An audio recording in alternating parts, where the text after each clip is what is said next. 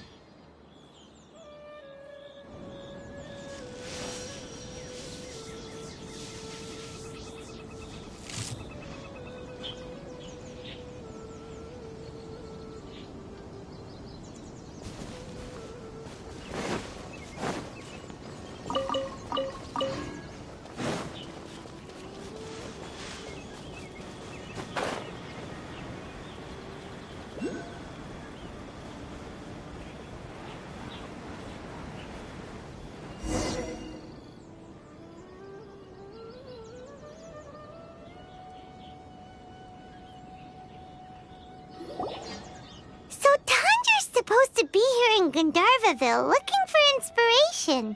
But how do we find him?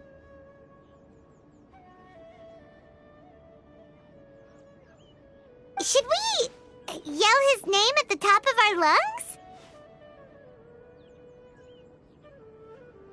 Hey, buddy. What's your name? What are you doing here all alone? Do you live in Gandharvaville? Regardless, don't worry. As a trainee forest ranger, I'll do everything I can to help you. Hi, Miss Forest Ranger. I'm Rosie. Don't mind me. I know the way back to Gandharvaville. When people say, don't mind me, what they really mean is don't worry about me. That's all the more reason not to leave you alone.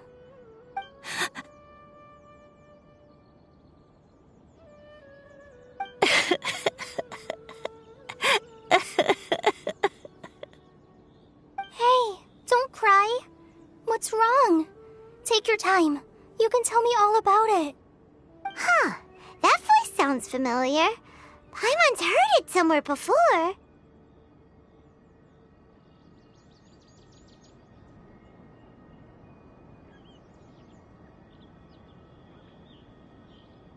Oh, it's Kale! And a child who seems to be upset. Oh, let's go say hi.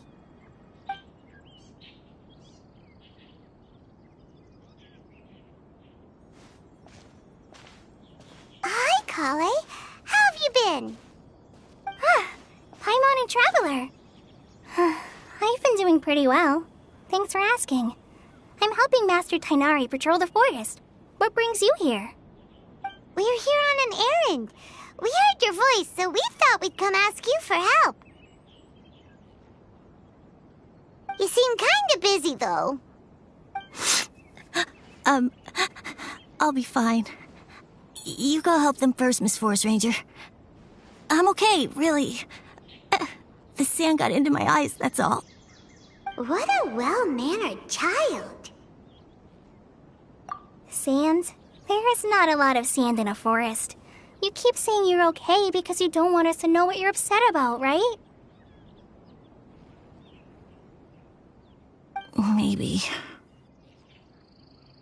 That's exactly why you have to get it off your chest. Here's a trick. If you're keeping a secret that bothers you, you can try telling it all to a tree hollow. A tree hollow? Yeah, a tree hollow. Do you know Tanja's stories? The Aranar living in the forest will patiently listen to every word children say.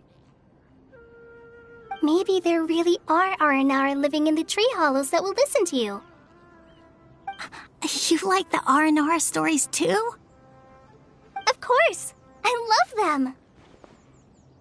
Oh, people who like R&R are the best. Okay, I'll try telling my secrets to a tree hollow. Thanks, Miss Forest Ranger. You know everything. Aw, you're just exaggerating. Anyway, I'm trying to be like my friend, who always does her best to cheer people up when they seem sad.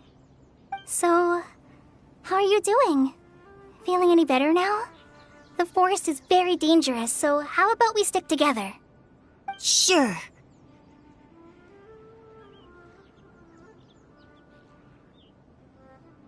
Wow, Kale's so good with kids.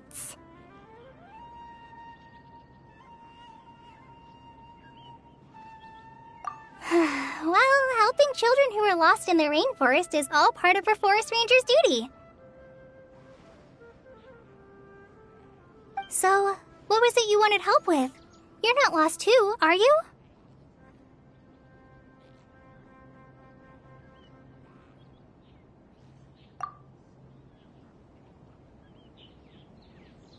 Okay, so you're looking for a children's author from Port Olmos called Tanja. And he's here in Gandharvaville, looking for inspiration. Wait. When you say Tanja, do you mean the Tanja? That's right, Uncle Tanger. So he's in the area, looking for inspiration for a new story as we speak?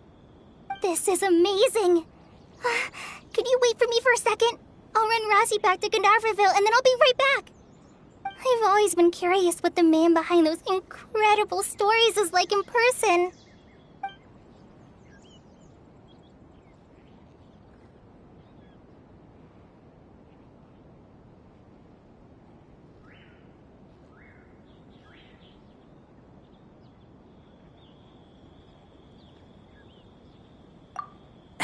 Tanja's just a normal guy. Even so, he must be more creative than most people. Wait, hold on. Razzie, do you mean you've met Tanja before? Mm-hmm. He's my dad. Your dad? Tanger's your dad? As in you're Tanger's son? Uh-huh. Ah, Paimon sees. That guy at Akara Crash told us that Tanger brought his son along with him. So he meant Razzie. Why are you here on your own, though? Did you and Tanger get separated? We had an argument. I was upset, so I ran off here by myself. Oh, in that case, we should take you back to Gandharvaville first. Then we'll look for your dad and tell him where you are. No, I'm good. Thanks for your advice, Kale. I'm not so upset anymore. Come with me. I'll take you to him. Yay! Thanks, Razzie! Paimon thought we'd be spending the whole day looking for him. Oh my gosh! I can't believe I'm actually gonna meet the Tanja! Oh.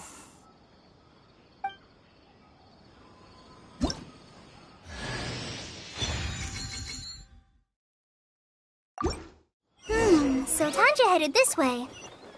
I know this place pretty well. Follow me.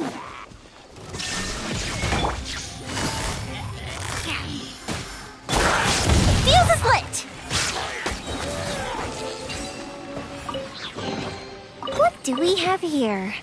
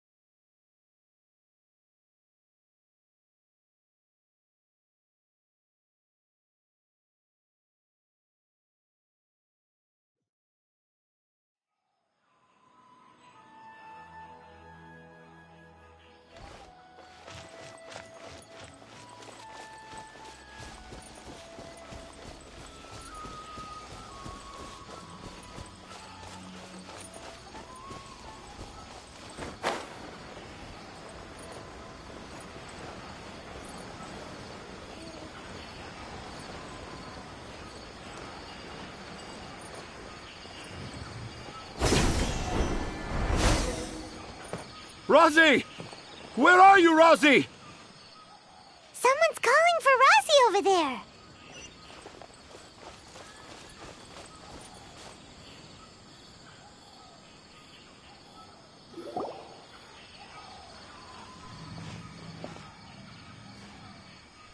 Oh, Rosie! Thank goodness I finally found you. What would I do without you, my son? Were you in danger? Did the wild beasts scare you? Did the stars guide your way? I'm okay. All thanks to their help. Thank you. Thank you all. I dare say that even the most cold-hearted Spino crocodile would be moved to tears by your kindness. Oh, it's nothing. It's all part of my responsibility as a trainee forest ranger. I'm the one who should thank you for creating so many wonderful stories for the children of Sumeru. I love them too. Really? I didn't know anyone read my stories apart from young children. That must mean you're still in touch with your inner child.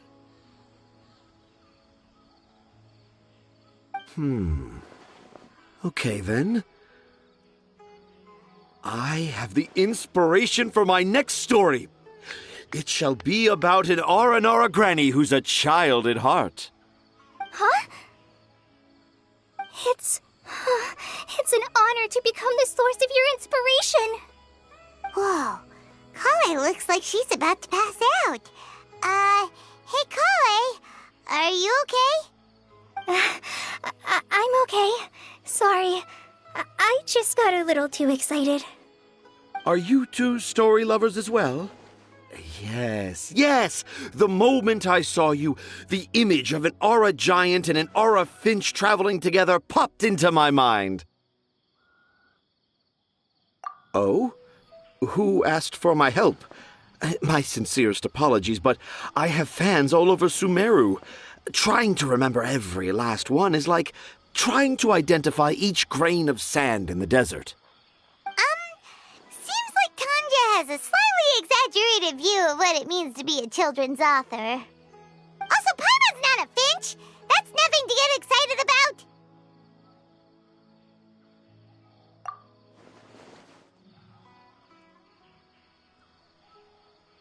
Akara Crafts. Akara Crafts. Oh, right. I remember now. That small boat once sailed into the sea of my memory, but before long it floated away over the horizon, never to be seen again.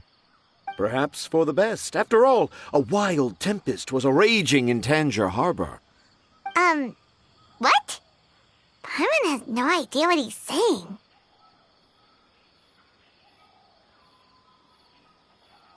What should we do? Do you think we should get Tainari to take a look at him? Dad's saying he forgot about helping the people at Akara Crafts learn more about Aranara because right now he has something more important to do. Oh, that's what he meant!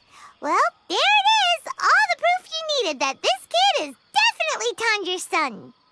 Wait, no, this isn't the time for all that. Tanger, your help is pretty vital to the toy makers. You gotta do something. But the garden that blooms before my eyes is of greater importance, for therein lies the beautiful Patisara that all the children of Sumeru dream of. I, Tanger, have found evidence of Aranara activity right here in the Avidia forest, conclusively proving that Aranara not only exist in stories, but in real life too. If I manage to document the first real-life Aranara sighting, the petty problems that perplex Akara Crafts will be untangled in no time. Meanwhile, I may well be able to leverage this to assume leadership of the academia. Then all across Sumeru will know of the great Tanger living in humble Port Ormos.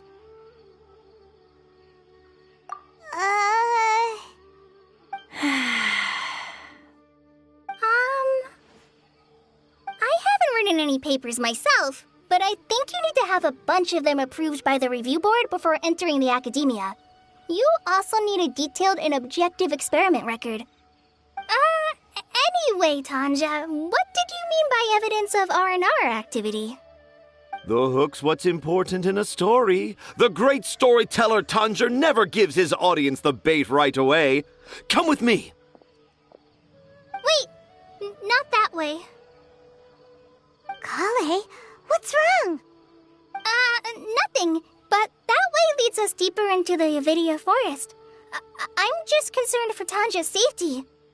And I think I'm starting to understand why Razi and Tanja were fighting.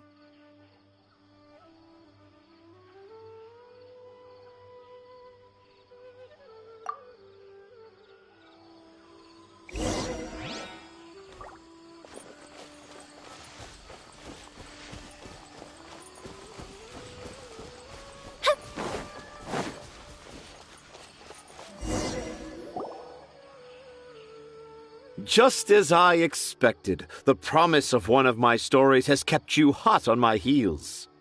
But this is just an ordinary tree hollow. Paimon's not seeing any evidence of Aranara. You can deceive the eyes, but you can't deceive the heart. Look with your heart and you too will understand. Paimon's not sure what look with your heart means, but anyway, let's start by investigating the area around this tree hollow.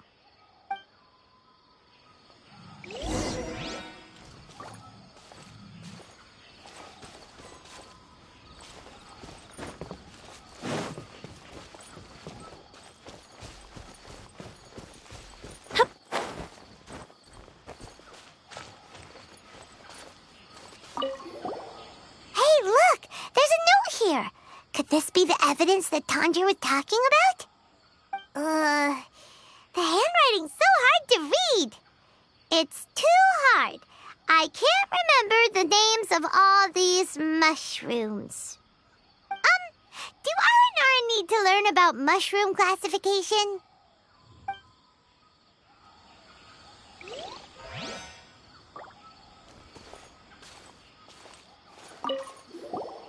Here's another note that says, "This tree hollow is my castle." That sounds more like something an R&R from the stories would say.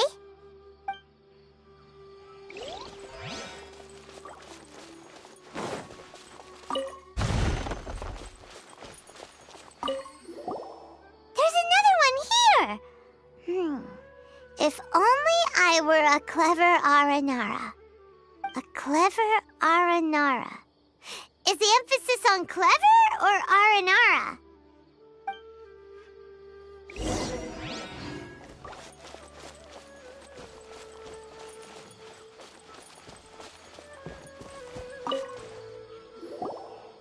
How does it feel to bear witness to a groundbreaking discovery? Exciting, isn't it?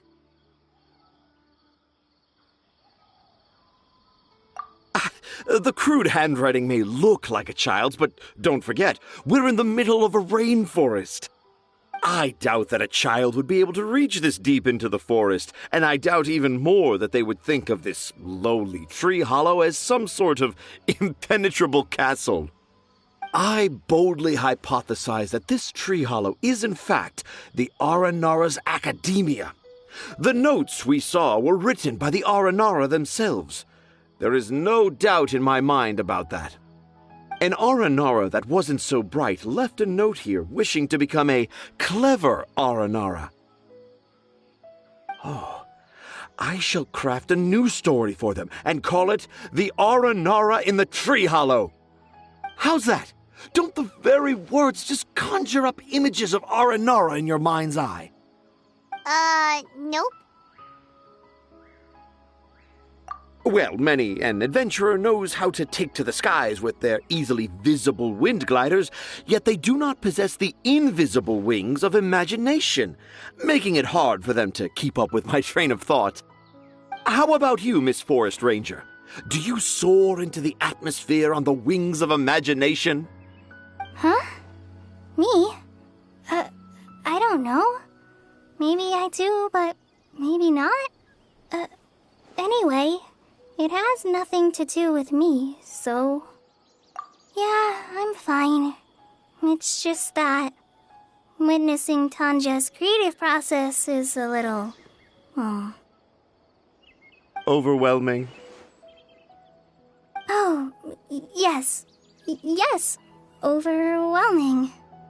For now, I've decided to stay here with Razi until we witness the legendary moment when the Aranara appear in this hollow.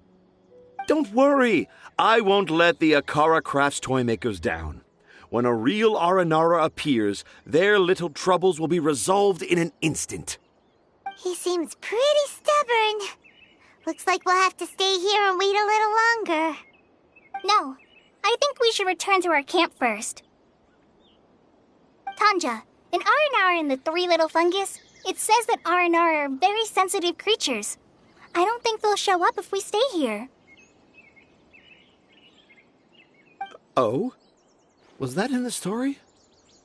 Ah, yes, I remember now. Miss Forest Ranger, you sure know your stuff. In that case, let's go back to camp and call it a day. We'll continue our search for evidence first thing in the morning.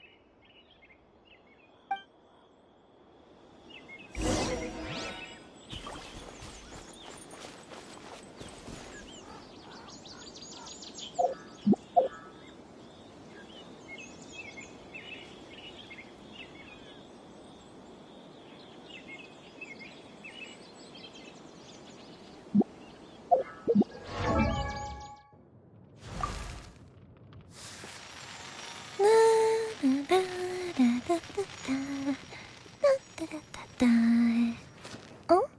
Oh.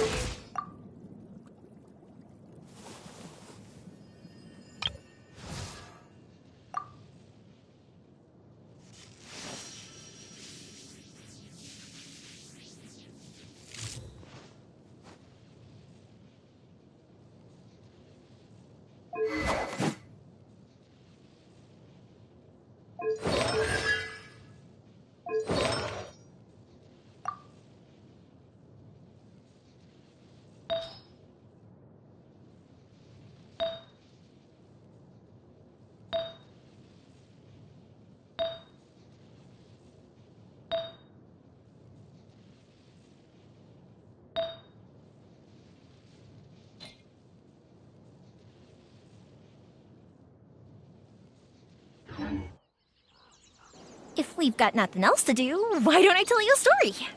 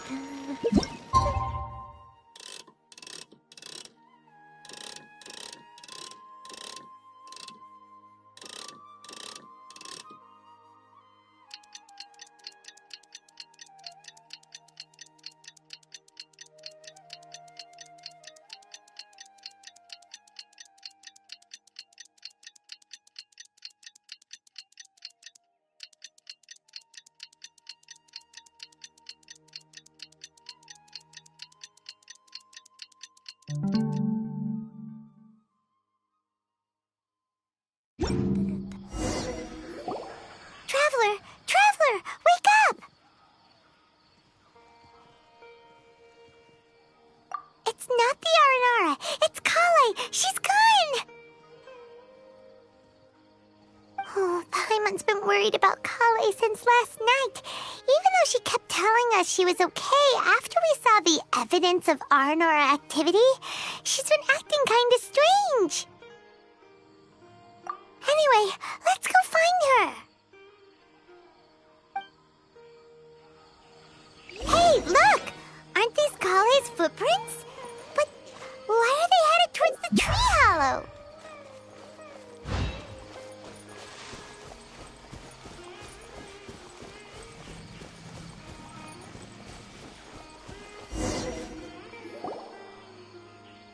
So Kale came back here alone.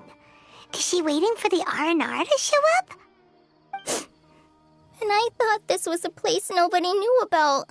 I never thought Tanja would find it, or that I would run into the Traveler in Paimon. If I'd known, I would have just told the tree hollow instead of writing it down. There must be another way to practice my handwriting. Now I've created a whole new problem for myself. What do I do now? Dress up as an Aranara? Oh, no, that won't work. I should be writing something that an Aranara would never say, so that Tanja won't mistake me for one of them. But what should I write? What should I write? Oh, I've got it! There's no way Tanja could see this as the work of an Aranara. So the evidence of Aranara activity we saw during the day was actually evidence of Kale's activity. But why didn't she just tell Tanja? Oh, right. Kale told Razi that he could tell any secret to a tree hollow. Must be because that's what she does, and now she even writes it down.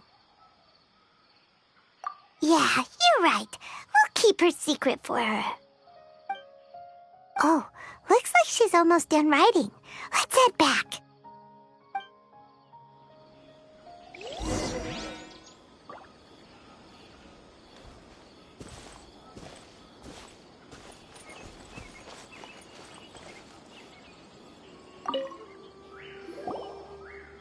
Aha! There's a new note just as I expected. Yes! It's the same handwriting, which means it must have been written by the same Aranara. Let's see what it says.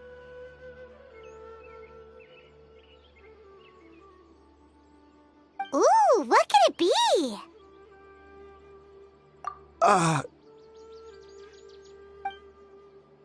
I want to visit Mondstadt during the Ludi Harpastum again?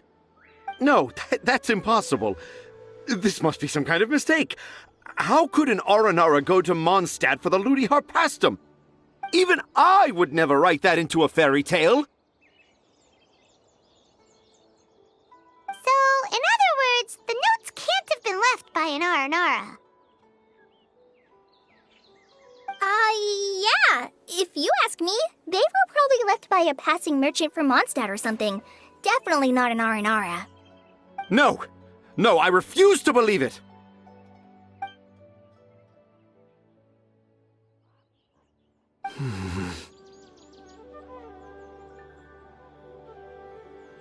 I can't. What do you mean you can't? It's not like it'll take you a huge amount of effort. You've written so many stories beloved by the children. I'm sure you can help create carvings that are just as successful. No! I can't do it. I thought that if I could find an Aranara, I'd be able to help Akara Crafts. But it was someone from Mondstadt all along.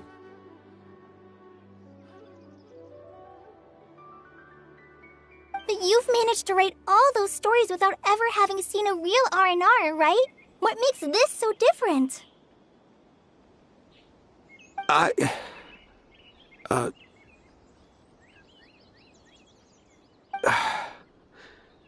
Razi, you tell them. Really? Can I? Yes, it's fine. Tell them. I know this is the moment you've been waiting for. Okay. Kale, Traveler, Paimon, do you remember when I said that there was a secret I didn't want to tell anyone?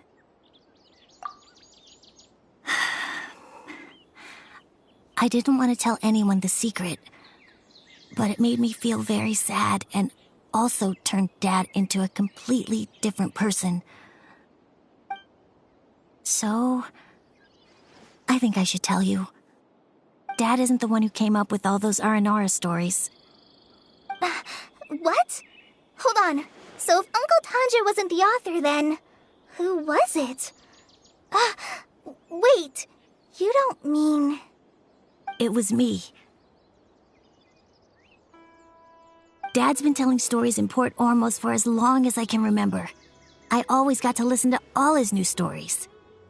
Every night, Dad would give me a Zaytun peach for dinner, and I'd eat it while he told his stories.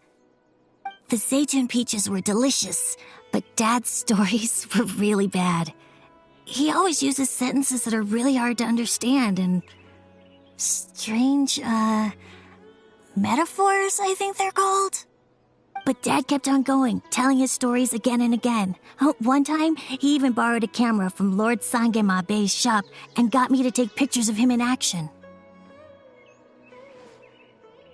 Dad showed me the picture and said that it shall become the precious record of Sumeru's best storyteller early in his career. Even though I only had Zaytun peaches to eat and not so great stories to listen to, I was happy. Then one day, I tried telling Dad a story I came up with. Dad seemed really excited from the very beginning. He looked really happy. He lifted me up high into the air and told me to continue. He lifted me up so high that I was looking down at him. As I continued with my story, I saw his expression gradually change. And when I got to my favorite part, Dad started crying. I guess he must have been moved by my story. When Dad put me back down, I looked up at him again, but now he had a scary look in his eyes. You remember it so vividly. It's not only Razi. I, too, remember every detail of what happened that day. After that, I gradually grew in fame and started making money. I became Sumeru's best storyteller, just as I always dreamed. Finally, we could afford more than just Zaytun peaches for dinner. I thought it would make Razi happy. I was really happy at first, but then everyone started calling me Tanja's son instead of Razi. I kind of guessed why, but I also didn't want to believe it. Dad got busier with things that had nothing to do with storytelling, like that request from Akara Crafts. So I made up my mind that this time, I just want to be good old Razi so that Dad will become good old Dad again. Instead of Dad the way he is now, starting every story with, "Dedicated to my dearest Razi." I prefer my dad how he used to be, stumbling over words and not knowing how to end the story. That's why I decided to keep how I imagine Aranara to look like a secret. Wait, Paimon gets it now. To sum up, all of Uncle Tanja's fairy tales were actually stories written by Razi. And because Razi didn't want Tanja to keep living a lie, he refused to help him with the Kara Crafts commission. Yes. That's why I tried looking for possible evidence of Aranara. But it turned out that I was just being a clown, as always. And not even a funny one. I'm a terrible father. I'm sorry, Razi. I'm so sorry.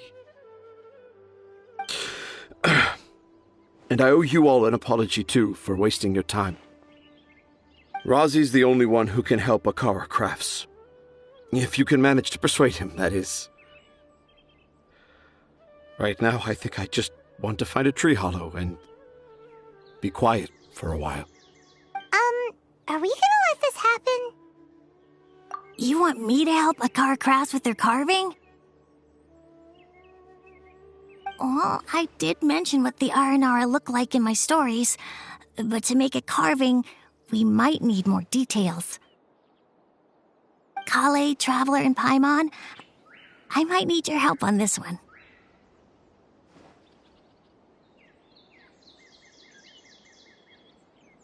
I've never really left Port Ormos before.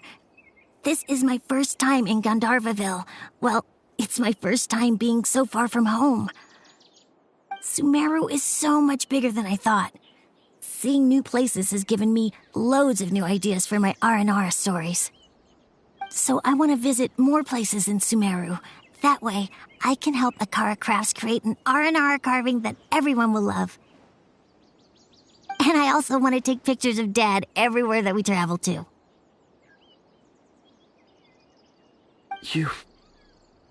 You still want me to come with you? Even after all I've done? Yeah, of course. Come on, you're the best dad ever. This is the happiest Razi has sounded since we met him. I want to thank you, Kale.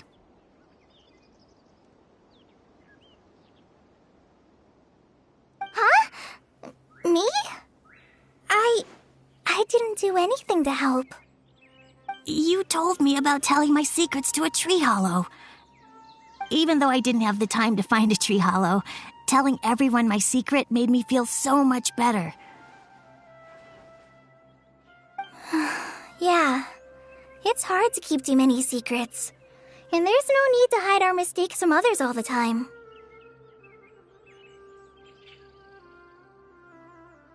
I made a lot of mistakes back in Mondstadt, but when I look back on them, it all feels more like a new beginning. I'm sure this experience will be the same for Tanja. Yes.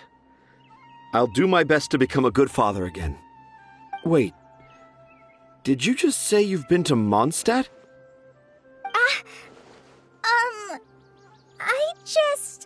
I just passed by once. Never mind that.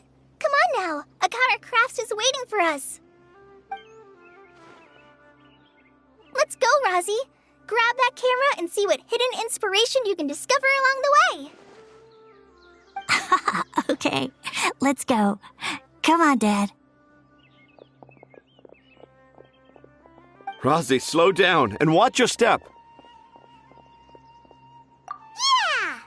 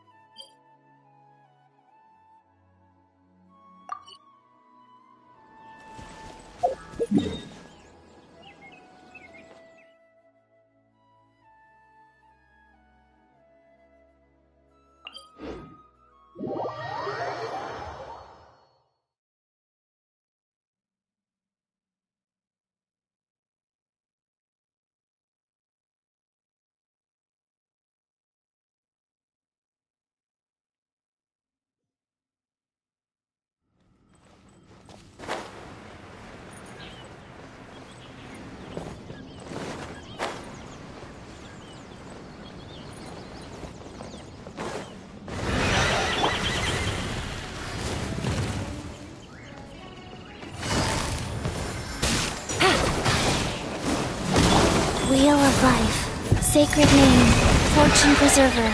Go up the ship too! Game's up. Fun's over. Illusion shattered! Torn to oblivion!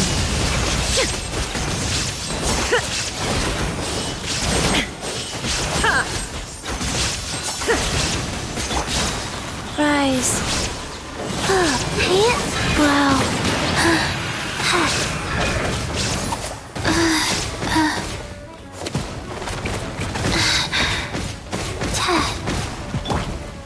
There is no escape! Quietly now. Fire hazard!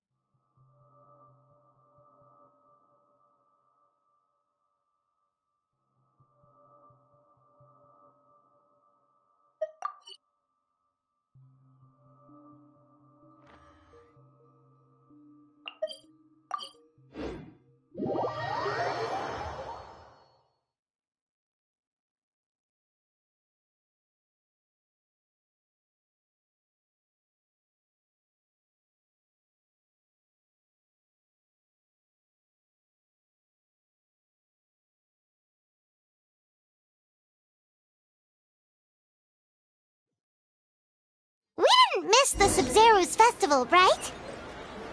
Let's hurry and find Dunyarzad. Paimon thinks she must be around the Grand Bazaar, since she showed us around there last time.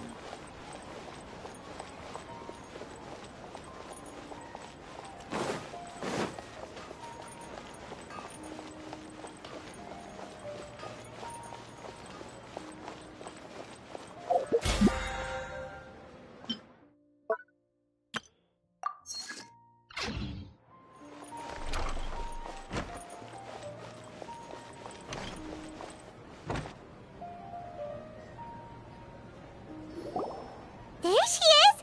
Dunyarzad, we're back! Just as promised, Traveler and Paimon. I'm so glad that you two came back to celebrate Lesser Lord Kusanali's birthday. Indeed. The festival's tomorrow. We've been preparing for so long that I can't help but feel a little nervous. There's no need to be nervous. Paimon's sure that Lesser Lord Kusanali will feel everyone's gratitude. Thanks, Paimon. I hope that everyone who comes to the festival will also have a good time. Speaking of which, did you manage to make your way to Port Ormos? Discover anything over there? Of course we went. A lot of things happened there. I see. Sounds like you two had another exciting adventure. If there is another chance, I would love to join. My lady, if you went to Port Ormos in your current state, we'd both be in for a lifetime of trouble. Dia! You were eavesdropping! It's called covert protection. Keeping an ear out for what's going on around my employer is part of the job. It's all right, Dia. I merely said I would like to go. I know better than to think my body could handle it. The festival's tomorrow. I've been doing nothing but causing trouble for you. So, Dia, please take some time to relax. I'll be fine. Even when you put it that way, it still doesn't feel right. Don't worry, my guardian knight. Okay, fine, but only tonight. Tomorrow's a big day, and many no-good scumbags are gonna try to take advantage of that. Ah. Oh, you two must be exhausted from your long journey back to the city. My apologies for not realizing this sooner. I've already prepared a room for you to rest. Please follow me. Whoa, you're so thoughtful. Paimon's so ready. Here, we've got all kinds. My cell here comes with its own fascinating story.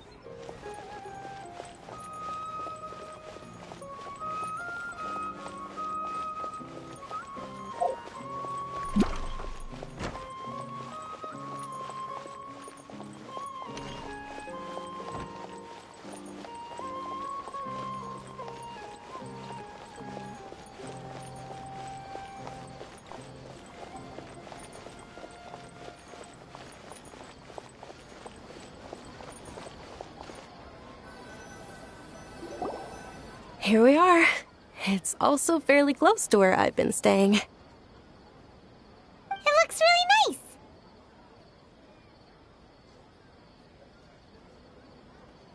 nice. Not at all.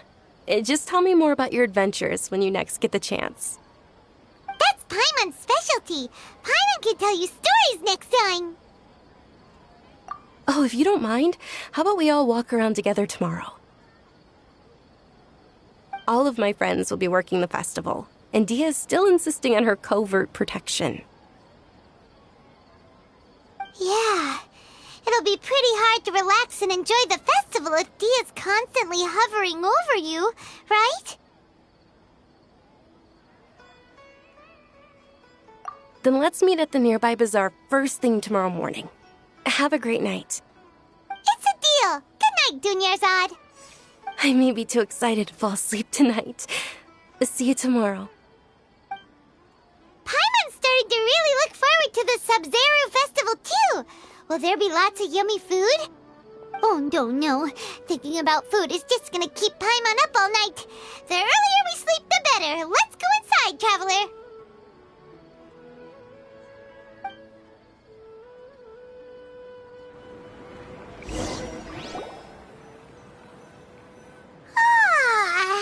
Did we oversleep? We should go meet Dunyarzad right away.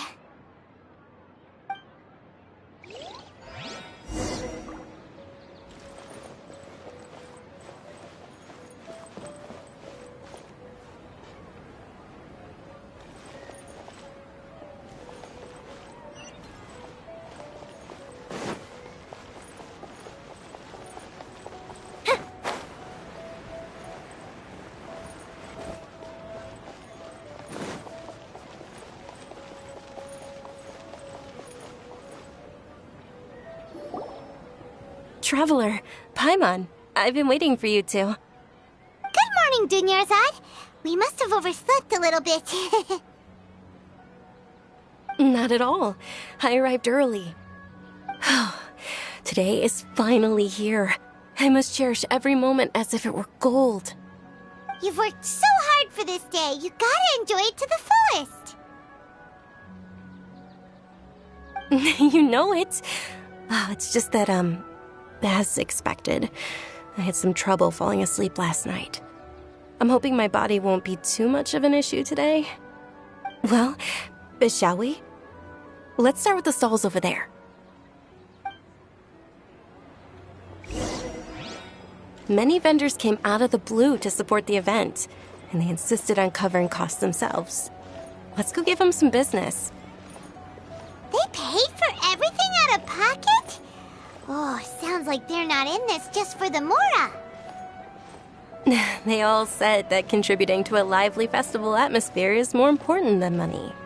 Especially since we don't often get to celebrate Lesser Lord Kusanali's birthday. Ooh, they're selling food over that way! Let's go take a look! This is a stall offering foods from the Haft Mewa feast. Oh, you could tell straight away. I thought most people nowadays wouldn't know. Mushrooms, flowers, and all kind of fruit? It's all vegetarian stuff. Oh, Paimon's a little disappointed. So, what's the Haft Mewa feast you mentioned just now? It's another Sub-Zero's festival tradition. People used to set their tables with 7 different foods. Generally speaking, the most common selections were foods like Rukkhashava mushrooms, lunar lotuses, Sumeru roses, sunsetias, kapulatas, hara fruits, and zaytun peaches. So, the Sub-Zero festival is a vegetarian holiday? You don't have to be a vegetarian to enjoy the spread. We just use the 7 foods to symbolize the 7 virtues of the Dendro Archon. Wait, but if that's the case, if Sumeru uses vegetarian food to represent the Dendro Archon, then wouldn't the Pyro Archon's festival be full of food like roasted fowl, juicy meatballs, grilled steak? Oh, Traveler, we have to go to Natlan as soon as possible! I hope your wish comes true one day, Paimon. Thanks! Alright, how about we also check out some of these other stalls?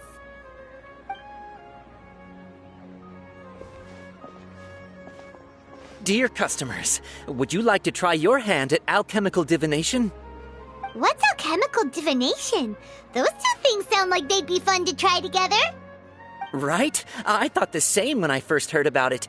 It is said to be a mysterious craft invented by none other than Lesser Lord Kusanali herself. So, how does it work? It's quite simple. After you give me any 2 alchemical reagents, I'll use them to perform a random transmutation. Sure sounds random. So random that it will probably fail. That is precisely what we need. After the transmutation fails, your one and only diviner here will interpret the remnants. Well, according to Lesser Lord Kusanali, everything is interconnected, and all that occurs can be traced back to fate. You could say this is a pearl of old wisdom. Why does everything sound so much more credible when Dunyarzad says it? Are you guys working together? So that's the true wisdom behind it. This young lady sure knows her stuff. So, how about it? Want to give it a try?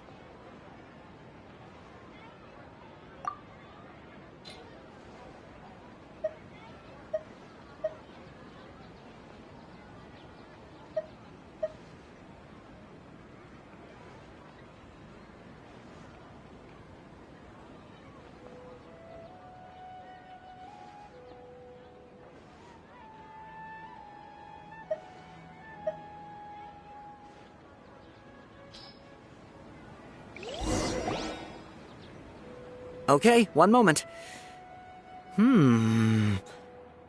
It's the moon. Paimon wants to take a look too! Is it? It looks more like a pie that Paimon bit into. Generally speaking, the moon signifies... It means... Wait a moment. Is he really looking it up in a book? Oh, I remember now. It means illusions and lies. Illusions and lies? That sounds rather ominous. Yes, but this book says that if you trust your intuition and overcome your fears, the sun will surely rise. He's not even trying to hide his book anymore. Naturally, fate will only ever show you the beginning of a journey. It is up to you to forge your own ending. Oh, thank you so much. I'll keep that in mind. Oh, it's nothing.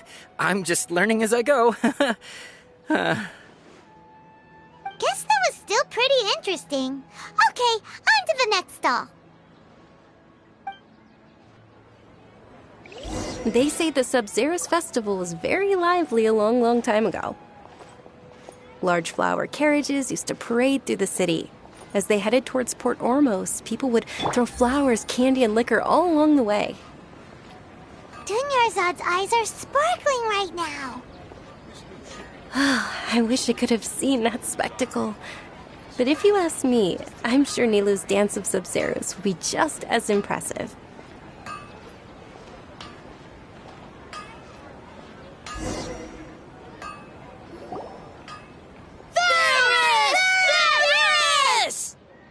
Attention! Soldiers, fall into formation if you want any Yalda candies.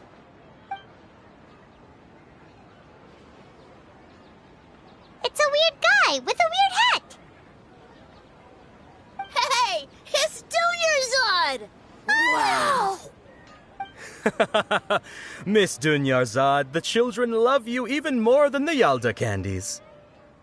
In the few short days it took to prepare for the Sabzeruz festival, the children have all grown very fond of you. The hallowed Night of Flowers. It's an honor that you know my name. Attention! In the name of Ferris, the Knight of Flowers, I commend you on your contributions to the glorious Sabzeruz festival. All right, little soldiers, take your Yalda candies and don't forget your loyalty to Lesser Lord Kusanali. Dismissed! Yes, Knight Ferris! Just what is going on here? Ferris, the Night of Flowers, is another Sabzeruz festival icon, and one immensely popular with children. In the past, the actor portraying Ferris would also sit on a flower carriage. It's all thanks to Miss Dunyarzad's sponsorship that the children can make such wonderful memories today. As are we to you, Vihar. Oh, not at all. Oh, speaking of tradition, do you want some Yalda candies? They're a festival staple, and I happen to have some boxes readied here. Take a look and pick whichever one you want. Whichever one? Don't these boxes all look the same? That is the fun part. Each box contains a random flavor. It's up to the luck of the draw. Flavors include lavender melon, hara fruit, sunsetia. Ooh, those all sound pretty good. And there's also lizard tail and oni kabuto. Huh? What's up with those two flavors?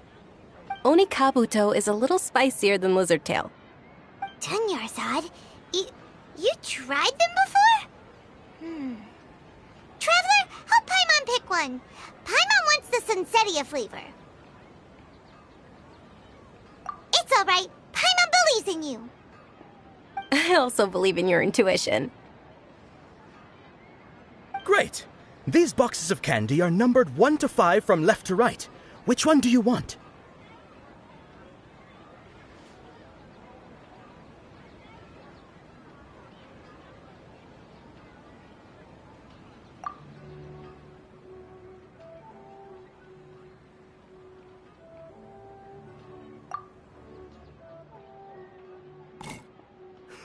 Excellent work!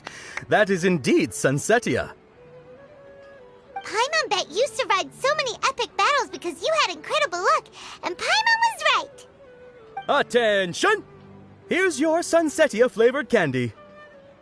Thanks a lot, Knight of Candies. It's Night of Flowers, not Night of Candies. Paimon really wilted the carriageless Night of Flowers. They all basically sound the same. We got our candy, so let's keep going. Oh, actually, I just remembered that I left something behind. Since you're here, can you come with me to get it? Dunyarzad, you probably forgot because you're so excited about the Sabzeruz festival. How embarrassing.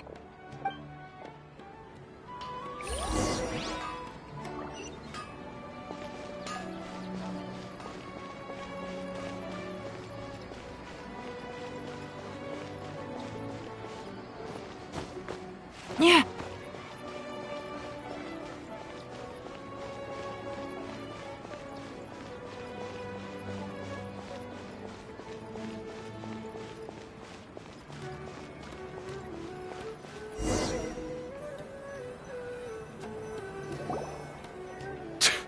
We're too late.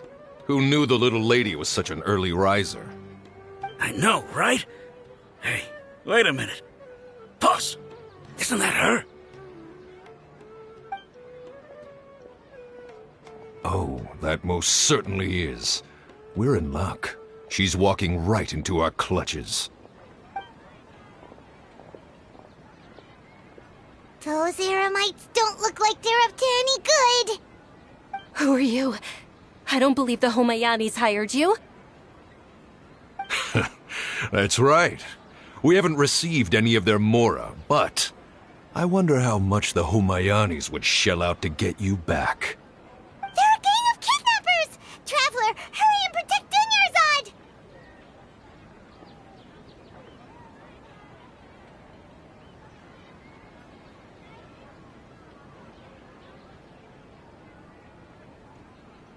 Hey, did you scumbags even consider that the Homayanis might have hired a merc that outclasses you?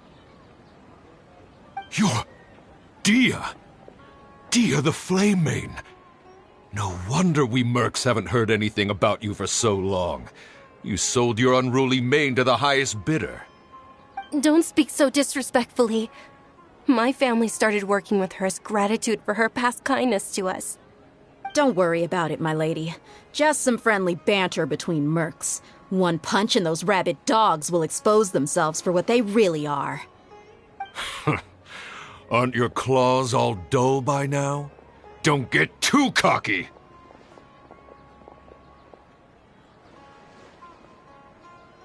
Traveler, take Miss Dunyarzad to a safe location. No! We're gonna stay and help! There's too many of them!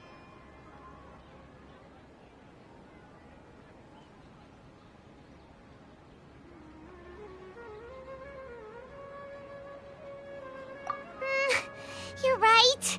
Alright, fine. Please be careful, Dia.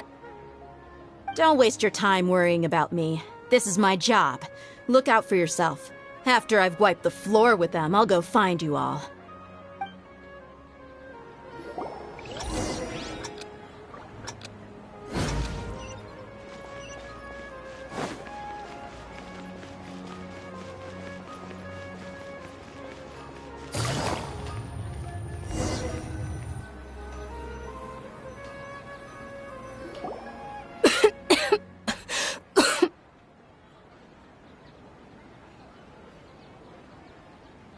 Dunyarzad, are you okay?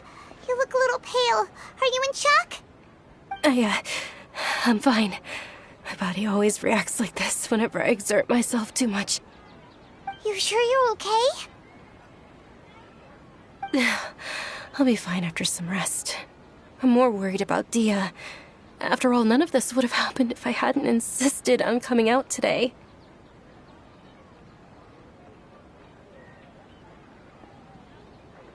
Yeah, don't worry.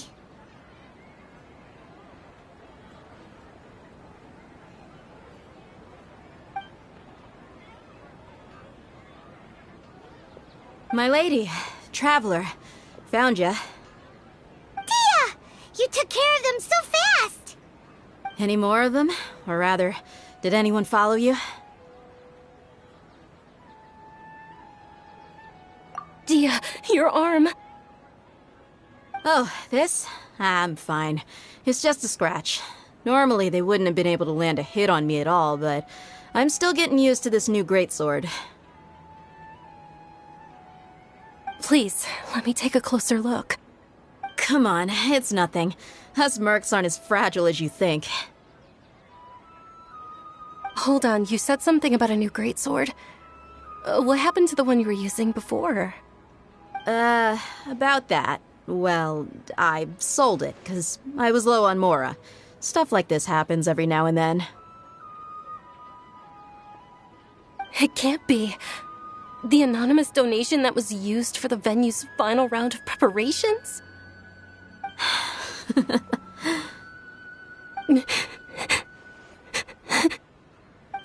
Hey, Miss Dunyarzad, I wasn't trying to make you cry. I'm not gonna lose my commission because I made my employer cry, am I? Okay, making your employer cry won't affect your commission, but selling your weapon without permission and getting hurt? I'll have to reevaluate your performance. You're so unreasonable, my lady. Thank you very much, Dia. Don't be like that. I get embarrassed really easily.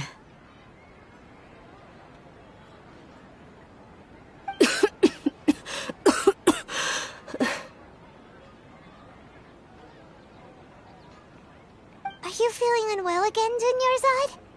My lady, your condition. Traveler, can you take her somewhere to rest? I'll look around the area to make sure we're safe from an ambush. Truly, I'm sorry for the trouble, everyone.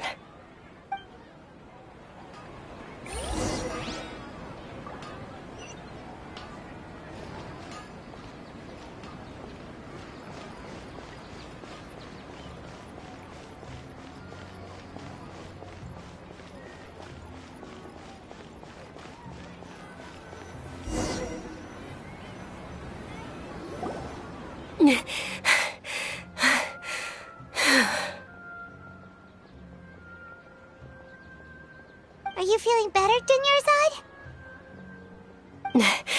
Yes, much better. Just give me a few moments and I'll be good to go. I didn't realize you were concerned about it. I guess I shouldn't continue to keep it a secret. I was actually born with Elazar. It's terminal now. Can't believe it's Elazar! Oh, you've already heard of Elazar. In that case, you probably know about its severity.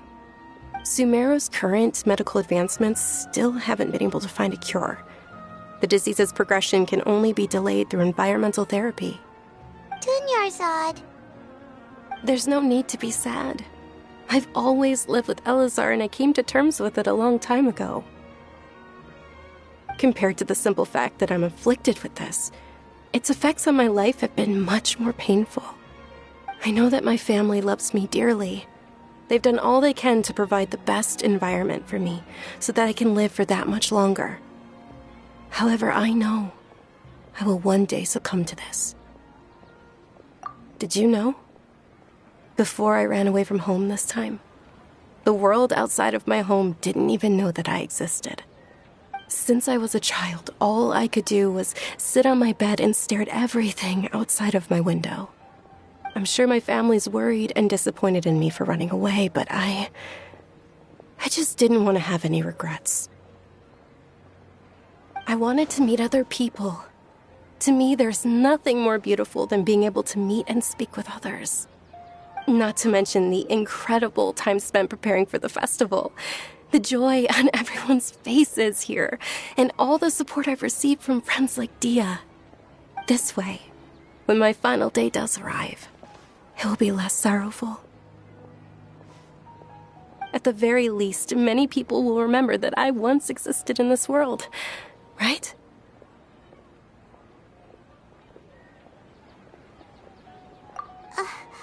As long as you don't forget Paimon.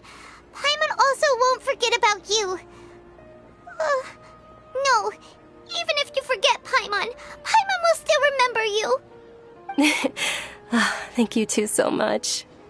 I apologize for the depressing conversation. This is out of character for me. To be honest, Lesser Lord Kusanali gave me the courage to do all of this. If it weren't for her encouragement, I wouldn't have taken that first step.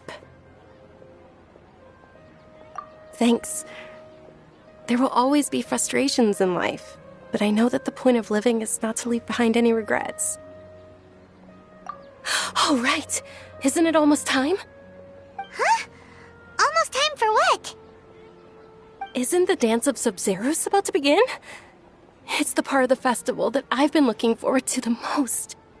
Nilu will recreate that legendary scene with her most splendid dancing. And the Sub-Zeros festival will conclude amid everyone's applause and blessings. And with that, my wish will also... Then what are we waiting for? Let's go to the stage! Yeah, we should still make it in time.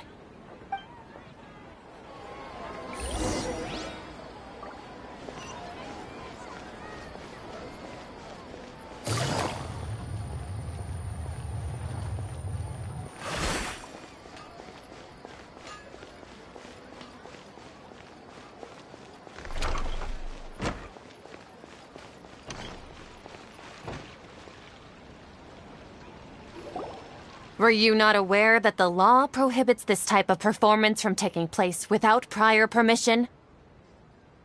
Over there! Someone's yelling at Nilu! I think I just saw the Academia's Grand Sage. Why is he here in person? But the Dance of Sub-Zeros is one of the key parts of the Sub-Zeros Festival. If we can't perform it... The Sub-Zeros Festival. The law also prohibits the private hosting of large-scale religious festivals. Only the Academia can host such an event. If you continue to resist, we will have to order an investigation into every single event organizer. The Grand Sage has already granted you much leniency. I advise that you exercise tact. How How did things turn out like this? The Academia was originally responsible for the Sub-Zero's festival, but they failed this responsibility for many years. I need to speak with them.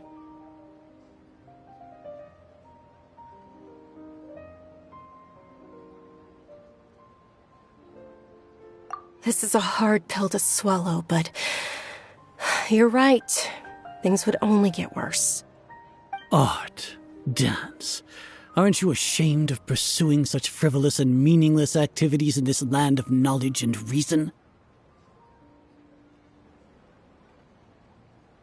Our Archon created the utopia that is Sumeru City for all scholars who sought validity, verity, and truth, while people like you wish to defile it.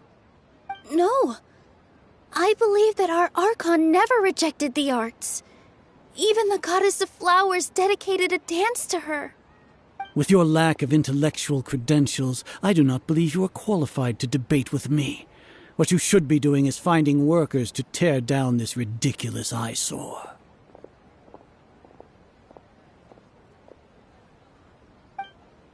When we return, have the scribe draft an ordinance before the next Nyargarbaha Day that prohibits public art performances.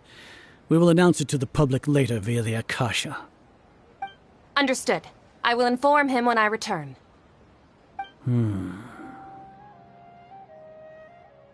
The Sub-Zeru's festival. Go celebrate the birth of that god to your heart's content. Nilu, are you okay? Oh, Dunyarzad. You all saw that just now? The Grand Sage ordered us to stop the performance. Yeah. Let's go somewhere the Academia can't find us and perform there. But how do we let everyone know? And what about the atmosphere on the stage? Or we could get people to block them off so they can't interrupt the performance. No. They just threatened to investigate the organizers. If we were caught... Nilu, it's all right. Don't worry about it. But you've been looking forward to the Dance of Sub-Zero so much.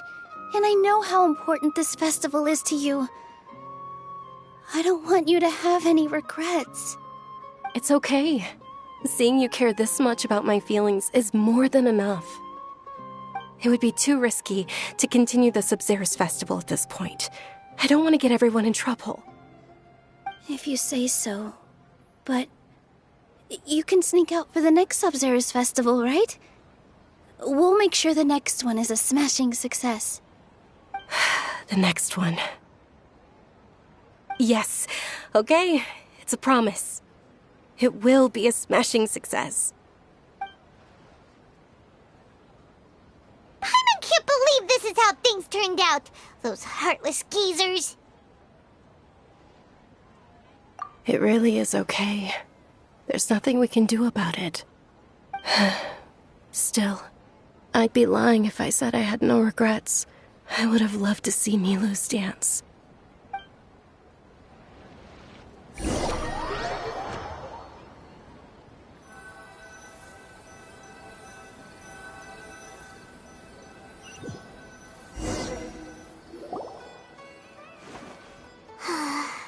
A lot happened today. It's a shame the festival ended the way it did. Nilu and Dunyarzad promised to make the next Sub-Zero's festival a success, but Dunyarzad is running out of time.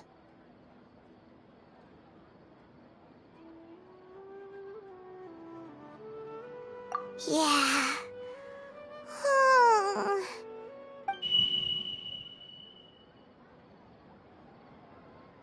All connections have been secured to construct the most stable framework possible. The project is entered its most critical phase. Power has begun to flow from...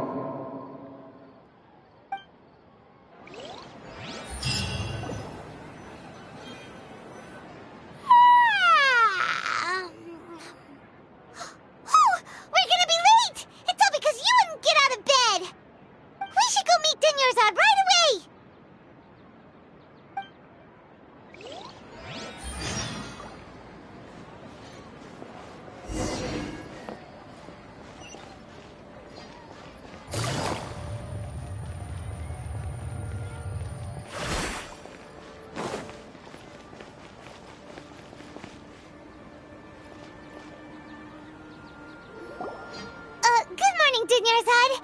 Sorry we're late. Not at all. I arrived early. You seem kinda tired. Did you not get enough sleep? I'm doing well. There's no need to worry. Shall we go? Let's start with the stalls over there. Sure! Traveler? Why are you just standing there? Let's get going!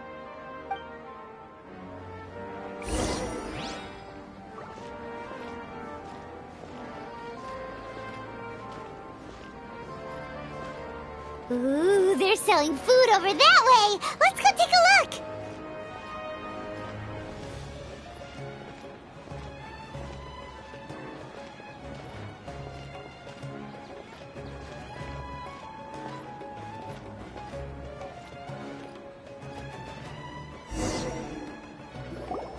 This is a stall offering foods from the Haftmewa feast. You are quite well informed, miss. I thought most people nowadays wouldn't know. They're all plants! Oh, Paimon's a little disappointed. Actually, what is the Haftmewa feast you mentioned just now? It's one of the Sabzeruz festival's traditions. People used to set their tables with 7 different foods to symbolize the 7 virtues of the Dendro Archon. Remnants appear to be in the form of the moon. Really? Paimon thought it looked like some kind of food. The moon signifies... It's escaping me for now. Wait a moment. Is he really looking it up in a book? Oh, right. It means illusions and lies. But if you trust your intuition and overcome your fears, the sun will surely rise. Understood. I'll keep that in mind. Oh, it's nothing. I'm just learning as I go. Guess that was still pretty interesting. Okay, on to the next stall.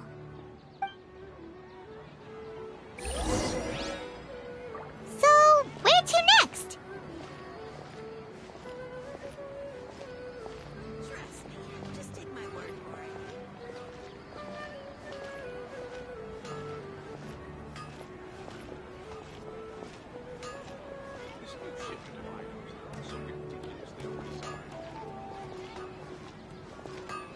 Things can't go on like this.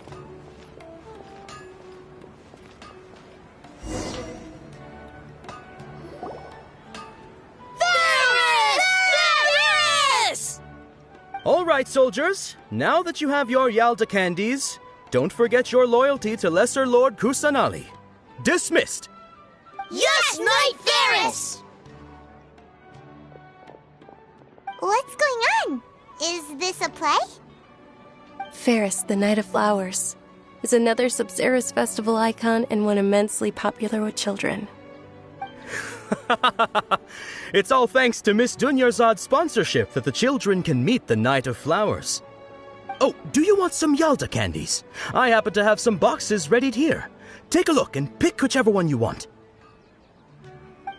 What's to pick? Don't these boxes all look the same?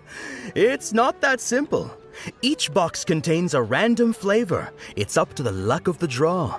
Flavors include lavender melon, hara fruit, sunsetia. Ooh, how interesting. And there's also lizard tail and oni kabuto. Ugh, why do those flavors even exist? Traveler, help Paimon pick one. Paimon wants to eat the sunsetia flavor. Great! These boxes of candy are numbered 1 to 5 from left to right. Which one do you want?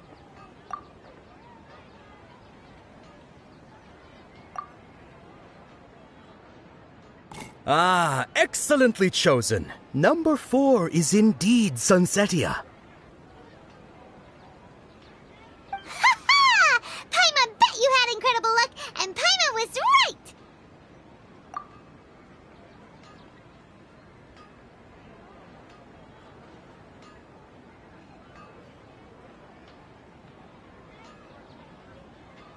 Huh? How's that possible? It's obvious obviously random. Maybe we didn't sleep very well last night. Or maybe we slept too much.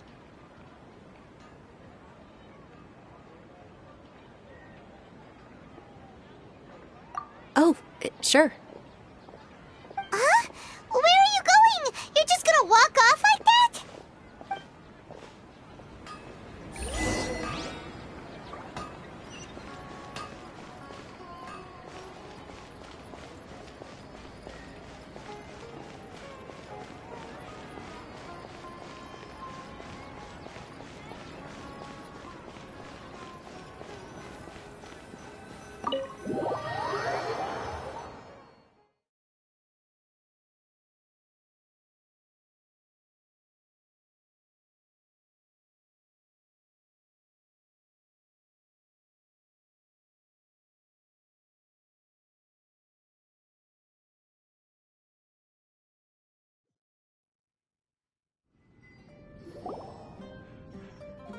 A feeling of deja vu?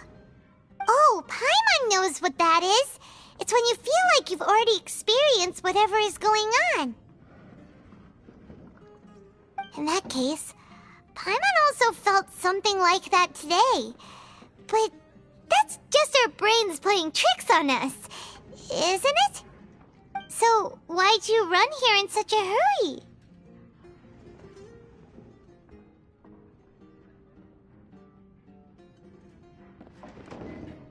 So that's it! You're intentionally doing things you usually wouldn't and seeing if you still get that same feeling of deja vu. Welcome, you two. Are you here for lunch? What would you like to eat? Got it. You don't look like you're from these parts, but I gotta say, you've got good taste. I'll give this order to the kitchen. Coconut charcoal cake? Isn't it that burned thing that didn't look tasty at all? Oh, Paimon understands what you're trying to do now. You'd never normally order something like this.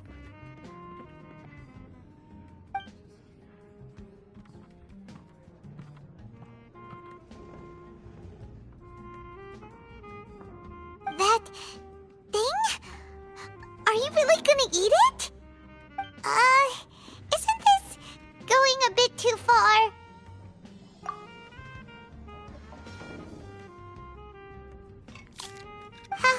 How was it? The look on your face is telling Paimon that it tasted awful. Then, you mean... That's impossible! We were just talking about how gross it looked! So, would this be a case of taste bud deja vu?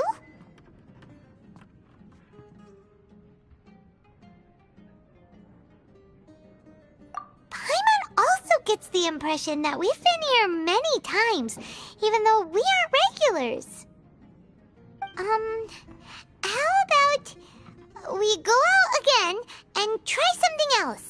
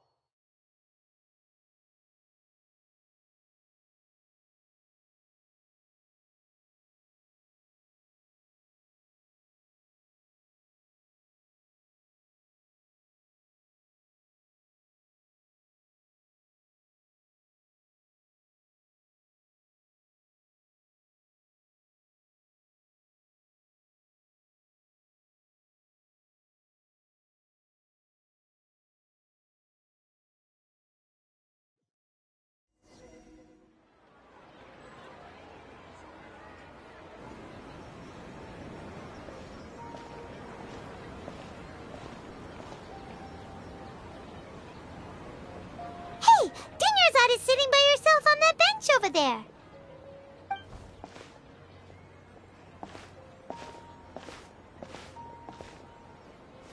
What a coincidence, Dinyarzad. We meet again. Why are you sitting here all by yourself? Oh, ran into some kidnappers just now, but thankfully Dia came to my rescue. I started to feel unwell after that, so I sat down here. Kidnappers? Oh my goodness, are you hurt? I'm okay. Dia's arm got scratched, but it isn't serious. Whew. That's a big relief. But, Dunyarzad, you seem a little down today. It's the Sumeru's festival, and you've been looking forward to it so much. Not at all. I've always been like this. Excessive physical exertion or strong emotions tend to aggravate my illness. Besides, no matter how amazing today may be, it is but a single day. After however many more days, my time will come to an end. Paimon doesn't quite follow you, and Paimon feels like something's really got you down right now. It really is fine. I don't mind.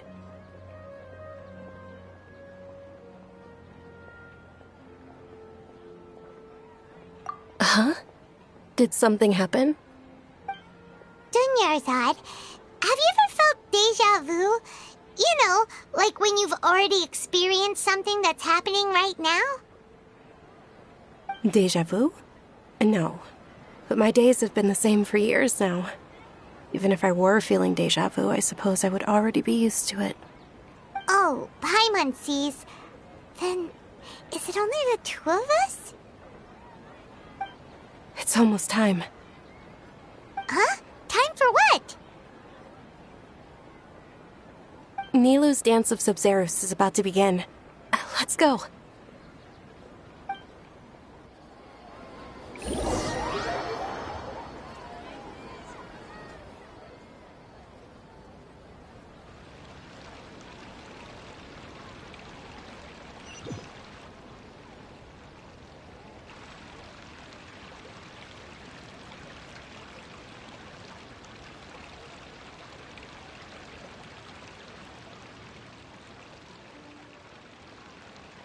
With your lack of intellectual credentials, I do not believe you are qualified to debate with me.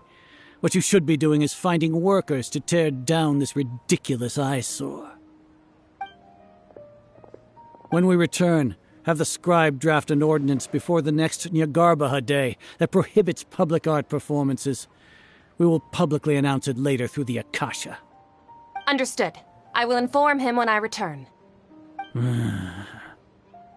The Sub-Zeru's festival. Go celebrate the birth of that god to your heart's content.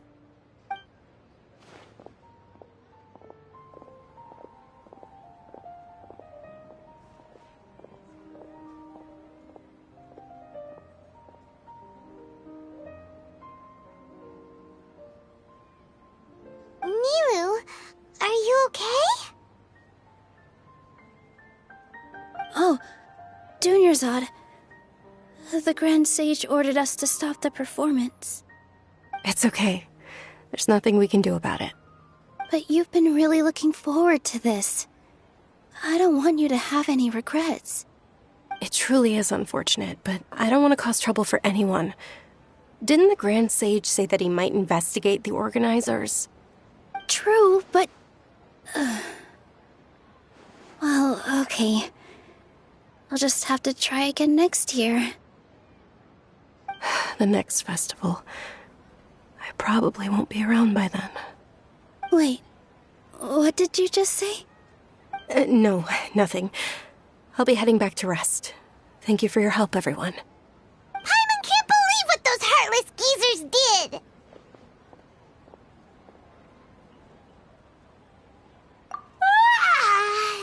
Did Dunyarzad already go back? We should also return and get some sleep.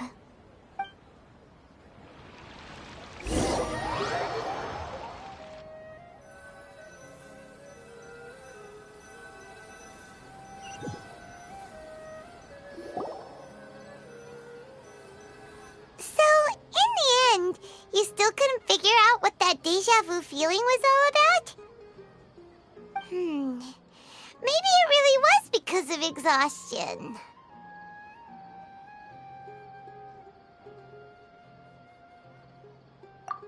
keeping me here. That's why Paimon stopped thinking about it halfway through the day.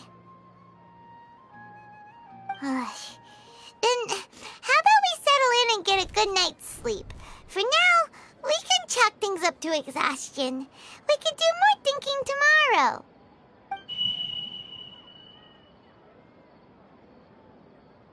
Observing a modest drop in the output of Jnana energy, but values still remain within normal parameters. Continue to monitor for variances in the data and find the cause as soon as possible.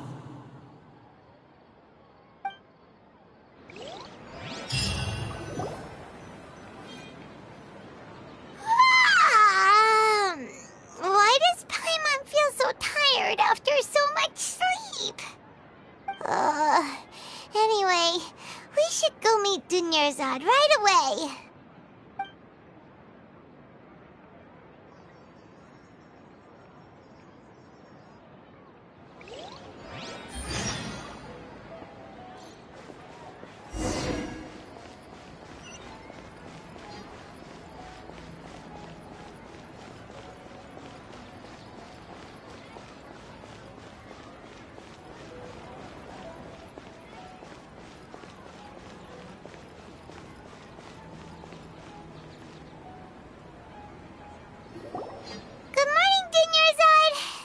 Keep you waiting. Not at all. I arrived early. Huh? Paimon thinks you sound kinda tired. Did you not get enough sleep? I'm doing well. There's no need to worry. Shall we go? Let's start with the stalls over there. Great idea! Let's get going! Traveler?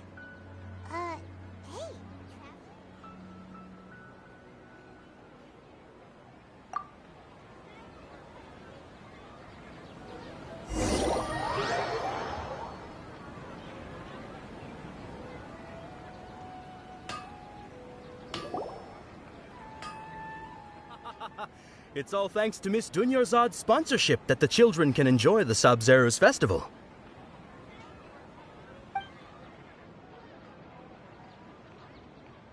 Oh, are you interested in Yalda candies? I have some boxes of candy here. Pick whichever one you want. Not much of a choice. All these boxes look the same. It's not that simple. Each box contains a random flavor. It's up to the luck of the draw. Flavors include lavender melon, hara fruit, sunsetia.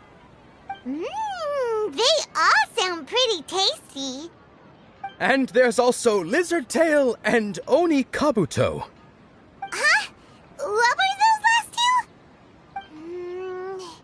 She'll help me choose. Paimon wants to eat the sunsetia flavor. No problem. These boxes of candy are numbered 1 to 5 from left to right. Which one do you want?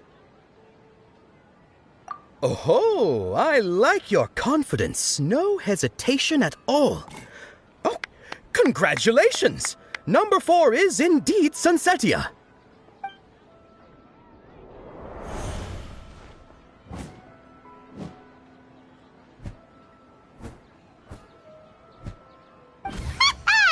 Paimon knew she always had incredible luck.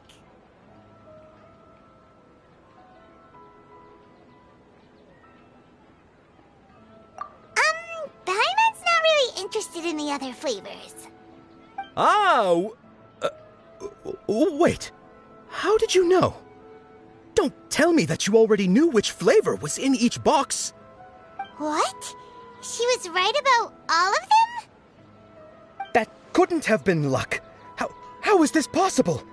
I packed all those boxes this morning and they've been sealed ever since. You couldn't have known beforehand. Mind reading? X-ray vision? Or some kind of magic trick? This is way too freaky. Tell us what's going on. Since when did you get superpowers? Traveler?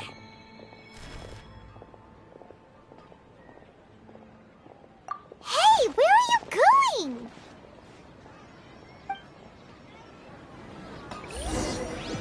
What's going on? Did you see something?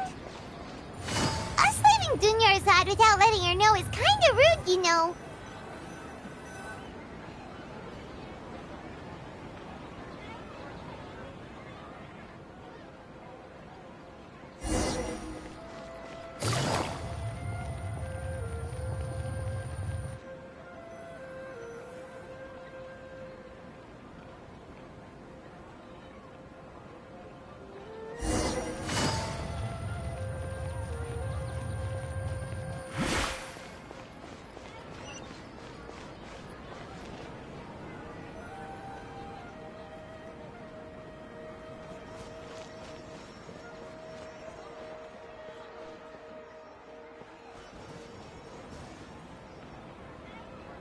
What are you looking for?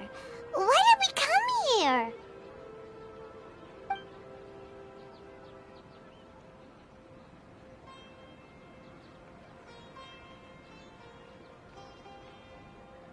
Traveler?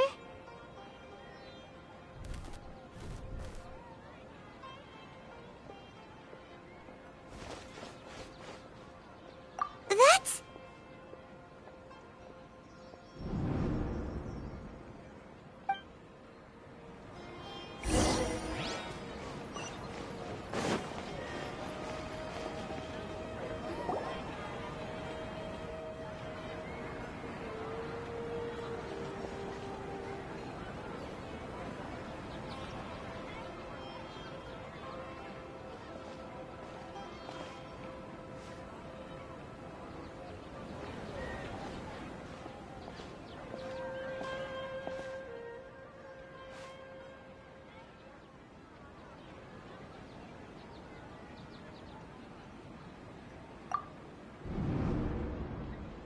Look!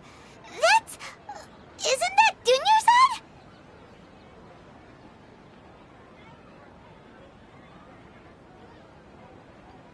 What's happening here? Why are there two Dunyarzads? You already know that this isn't your first Sub-Zero's festival, don't you? I'm sure you already know how to use this. A knowledge capsule? Where did you get it? What's inside? You should use it too, Paimon. You know Paimon? Well, this seems kinda sketchy, but Paimon feels like this is what we should do.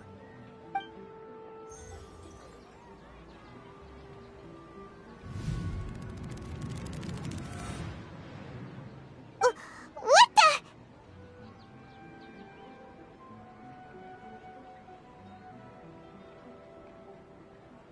This is our 20th time at the Sub-Zero's festival? Huh? No. The 30th? 40th? Just how many times have we been to the Sub-Zero's festival? Have we been trapped in a single day? If it weren't for you, we wouldn't have even realized. What the heck was inside that knowledge capsule? Your memories are still scrambled? Try your best to remember. This isn't the first time we've met, and I answered that question a long time ago. Let Paimon think. Oh, it's coming back. Meeting you was the real catalyst for restoring our memories, and the knowledge capsule was just your means of showing our minds the way. What about everyone else? Why are you only helping the two of us? Your sense of deja vu is stronger than everyone else's, yes? As for an explanation, you two received the blessing of Dendro, and you also have special, sensitive constitutions. It was as if a single sheet of paper was separating those memories from your consciousness. A familiar question. I think this is the 7th time you asked that. As you can see, she isn't doing well. You probably sensed it too. The Dunyarzad you were just with is different from the first Dunyarzad you met. That first Dunyarzad is in front of you right now, and she She doesn't have a lot of time left.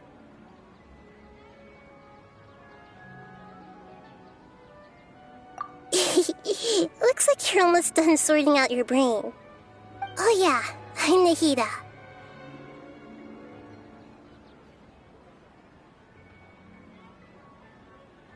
Good, you passed the test. What's happening? You can awaken our memories, and you seem like you know what's going on. Oh, wait, please don't tell Paimon even you don't know. Everything in this world runs in a loop. This cycle is called a samsara. You, me, and everyone else are all stuck inside a one-day samsara. As for the truth, that's on you to find out. If you were told the truth instead of discovering it yourselves, it would literally blow your minds. I don't know how you'd be after that. I can only give you surface-level help, like bits of information and subtle hints. For the rest of the time, I'll be doing all I can to slow down Dunyarzad's illness. She looks like she isn't doing well at all. Her illness gets worse after each Sub-Zero's festival.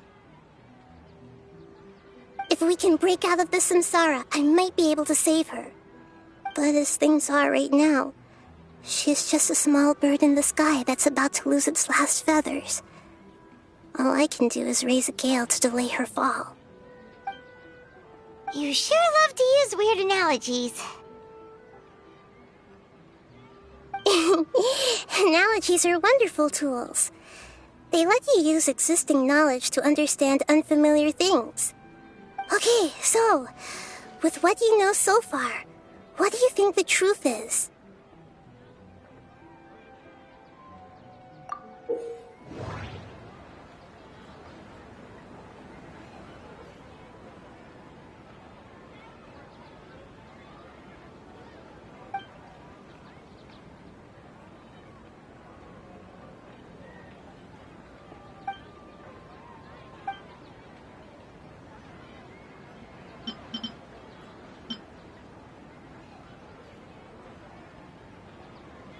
The moon, illusions, and lies.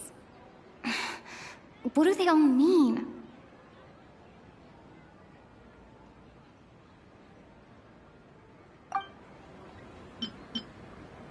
My mind feels exhausted, even though I haven't done too much thinking. What is going on?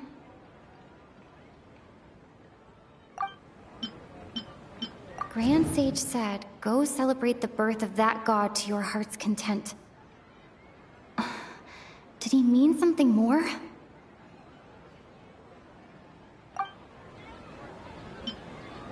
We've already experienced the Sub-Zero's festival many times, and the day of the festival seems to be in a perpetual samsara. What's happening right now seems to have happened before. This feeling has been getting stronger and stronger.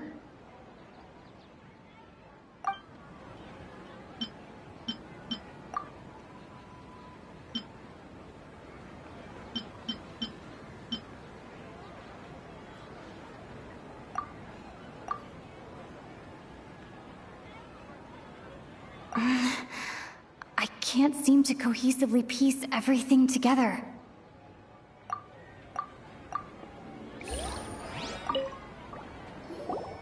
Okay, so, with what you know so far, what do you think the truth is?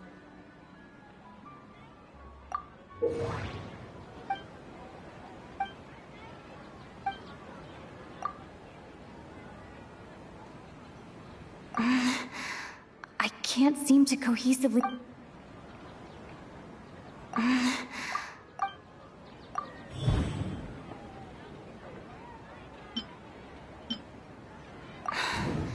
That should be it. The flow of time is endlessly cycling within one single day.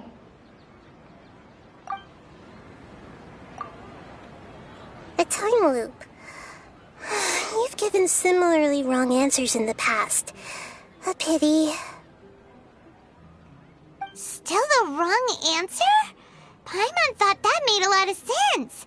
It feels like time's just repeating itself. A simple time loop can't explain some of the phenomena. You two are still missing a lot of information. Unfortunately, I can't give you any more hints.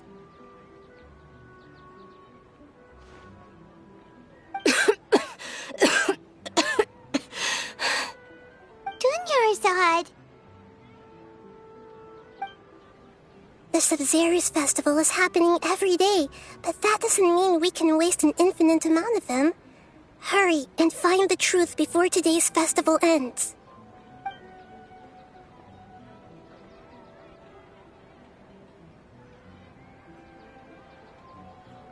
Let's think about our current situation.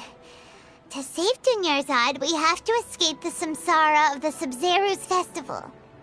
And to do that, we need to figure out what's happening. The truth.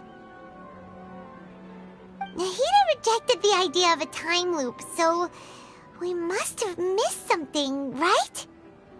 Paimon's memories say that we've already done this many times, but let's go talk to people again.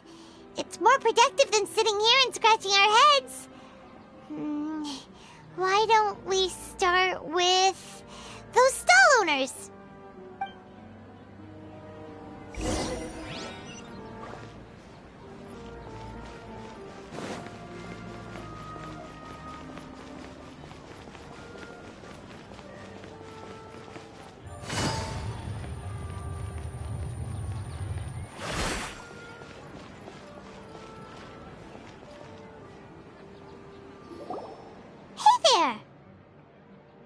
Hey, it's you guys again.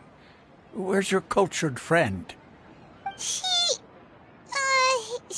feeling a little unwell. I see. Did you come back to buy something? I guarantee the freshness of my products. I harvested them from the forest just yesterday.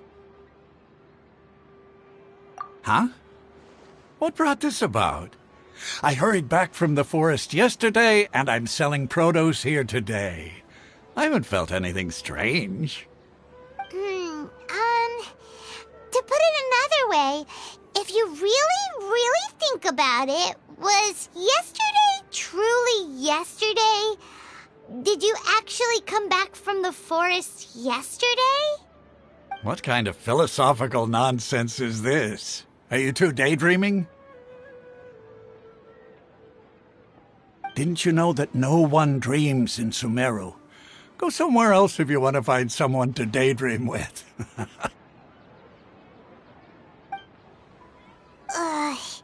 He actually has a point. Is this a dream? Is everyone dreaming? True. It's so weird that people here don't dream. Why is that? Anyway, if this all really were just a dream, we would have woken up a long time ago. Let's keep asking around.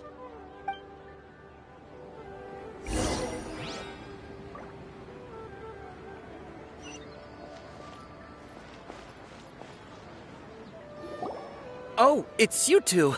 Was my divination so accurate that you felt compelled to compliment me in person? Ooh, I knew it! I told you, the god's divination is highly accurate. You just hadn't fully understood its significance yet. You're really excited about this, huh? That's exactly why we came back.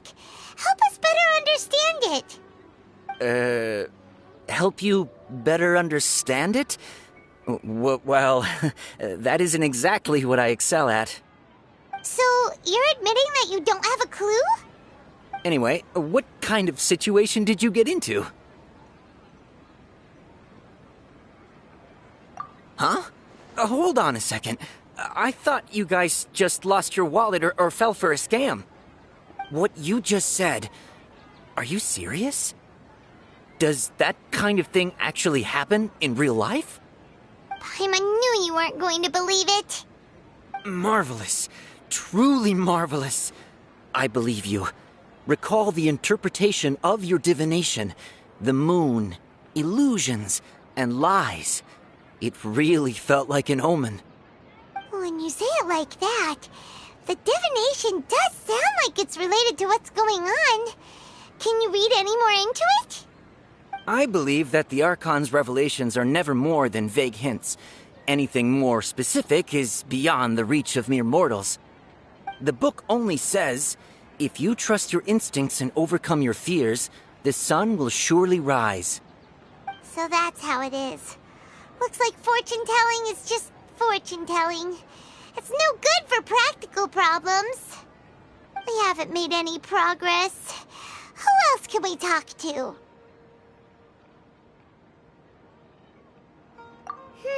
Paimon remembers that we tried talking to her a couple of times, but she always thinks we're playing pranks on her. You think she'll brush us off again? Yeah, if we tap into Dia's strong sense of responsibility as a mercenary, then she'll definitely take us seriously. At this time of day, Dia's probably just finished beating up those kidnappers. Let's go find her.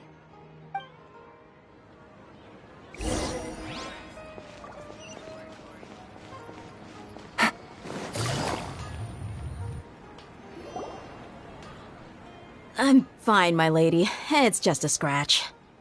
Perfect timing. Both of you are here. Paimon, Traveler, you came at just the right time. Listen, there was a dangerous Huh? You saw? Then why didn't you jump in earlier? If someone was protecting Miss Dunyarzad, I could have went all out. Anyway, can you do something for me? You want the Traveler to take Dunyarzad somewhere to rest up while you check to see if there's still any kidnappers around. Did Paimon get that right? How did you know what I was going to say? We need to say something convincing.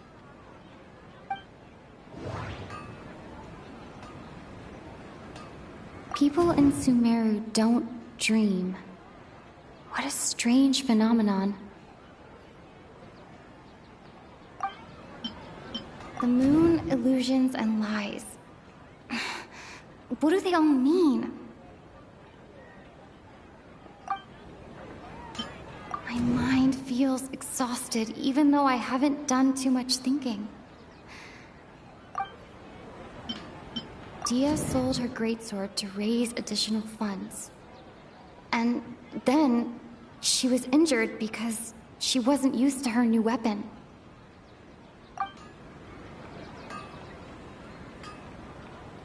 Dia sold her greatsword to raise additional funds. Tell her, Traveler!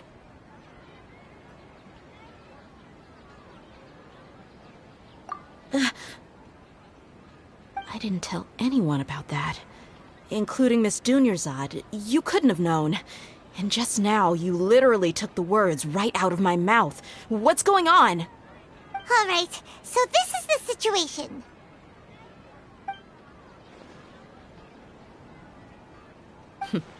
It's kinda hard to believe what you just told me. First, let me make something clear. Most of us desert dwellers might not be the scholarly type, but we do have basic common sense. She's quieter than usual. Uninterested in anything and really gloomy. Yeah, she isn't the same as before, but her parents said that this is how she was like at first. Huh? At first? I don't quite understand what you're all talking about. I'll go rest on the bench over there. My lady, are you angry?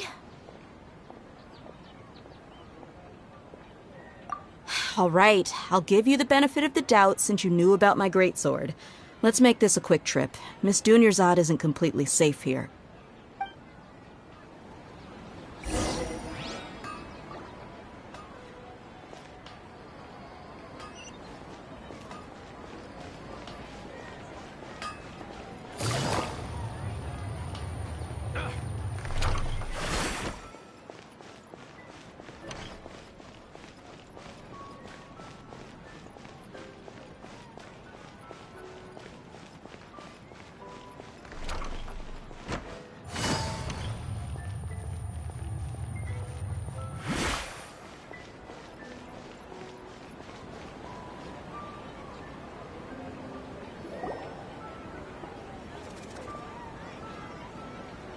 Nahida, we brought a friend. Are you busy? I thought I told you that it won't help to bring anyone here. We just wanted her to see the real Dunyarzad's condition. The real Dunyarzad? Where and who are you talking to? Huh? I told you that you two are special. Other people can't see me or Miss Dunyarzad here.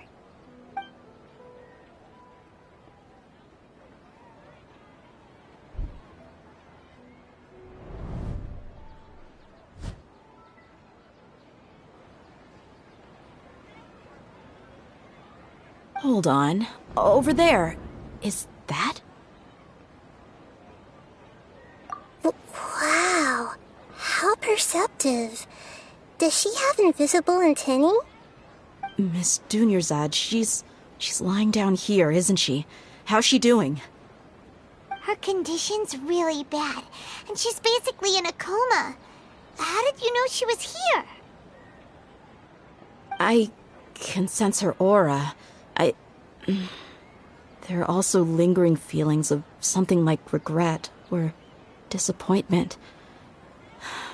What happened? Do you believe us now? The Sub-Zero's festival has been repeating itself. So, you think the sages are behind this? Yeah, they've always been against us. Wouldn't surprise me if they're using the Akasha to intentionally repeat the Sub-Zero's festival as a sick joke. You have a point. Aside from the Dendro Archon, the Academia's sages are the only ones in Sumeru who could pull off something like this. Maybe there's more to the Akasha than we know. Right! Didn't you awaken our memories using something that looked like a knowledge capsule? That means you must know something about the Akasha! The Akasha relies on the power of a gnosis to operate, as it is the manifestation of the God of Wisdom's power. It compiles the wisdom of the entire populace, and it grants knowledge to the people. A gnosis could do that? No wonder the Akasha is so magical. It's being powered by the gnosis of Sumeru's Archon. So, this Nahida you mentioned, what did she say? She said, and Paimon quotes, "The Akasha relies on the power of a gnosis to operate, as it is the manifestation of the God of Wisdom's power. It compiles the wisdom of the entire populace, and it grants knowledge to the people." Compiles the wisdom of the entire populace and grants knowledge to the people. Wait. I get the grants knowledge part. That's what people have always used the Akasha for. But compiling the entire populace's wisdom? How does that work? Did she mean that the sages enter new knowledge into the Akasha? Oh, yeah. That sounds about right. What do you think?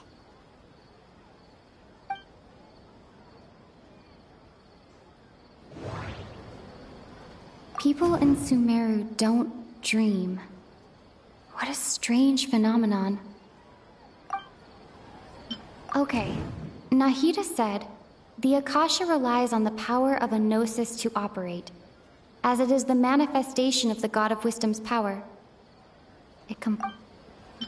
My mind feels exhausted, even though I haven't done too much thinking. What is going on? What's happening right now seems to have happened before.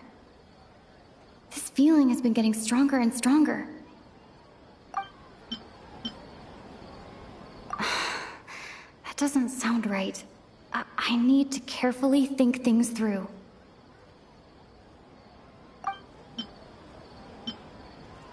That doesn't sound right. You mean the Akasha is causing our mental fatigue? Huh.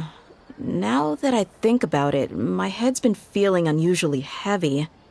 When the desert dwellers set off on their quest for knowledge, a sage once said, knowledge always comes at a price.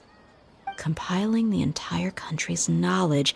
You think the Akasha pulled a 180 and is extracting information from us? Who knows? The Akasha can put knowledge into our heads, so who's to say that it can't also poke around in there? We don't know any specifics. What's the point of doing something like that? Just think about it. If you could combine the knowledge of every single person in Sumeru, then you can basically turn Sumeru City into a single massive brain. This hive mind could make breakthroughs in problems that even the smartest geniuses can't crack. An excellent deduction. And the analogy comparing Sumeru City to a massive brain? I love it. In that case, we should take off our Akasha terminals right away. Maybe that'll solve this problem.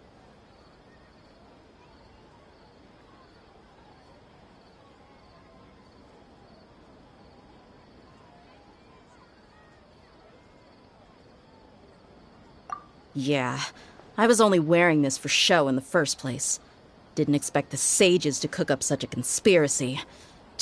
Mark my words, when this is over, I'm getting evidence and exposing this whole thing to the public. How does everyone feel? Huh? What is it?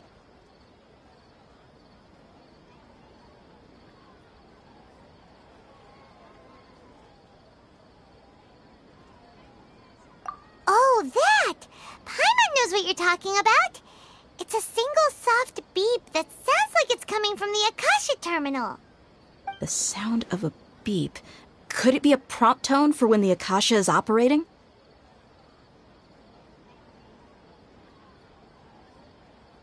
That's probably an important clue. We weren't using our terminals, but we heard a beep anyway.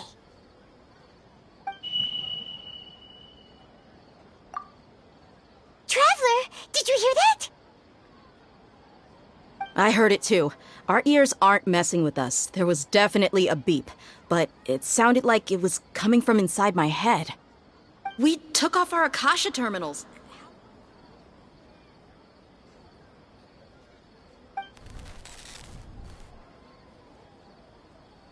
Phase runtime has exceeded its expected length. At this rate, there may be casualties. But we cannot lose all of our progress.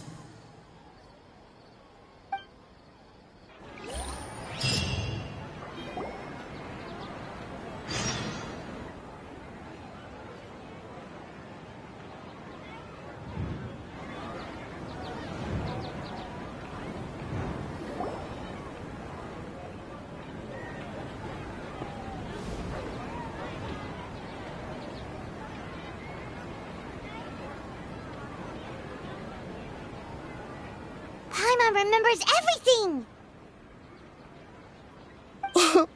Good. You adapted quickly this time. We definitely took off our Akasha terminals last night, but we still heard that beep. Why is that?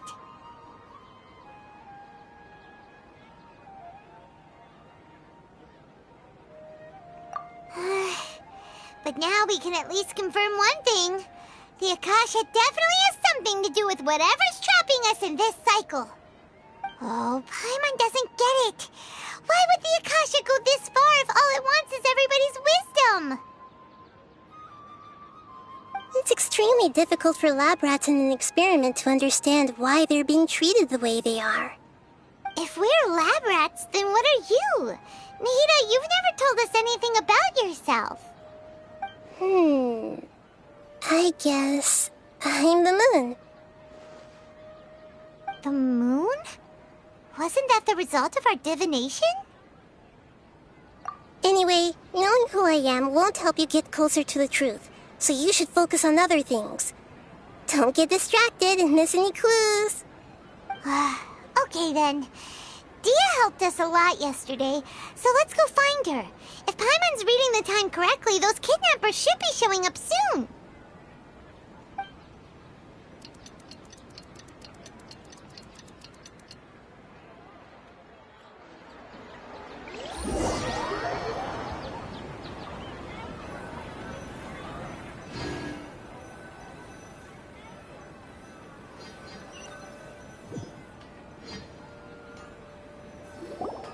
Ah, there you are. I've already taken care of those kidnappers. My lady, did you get hurt?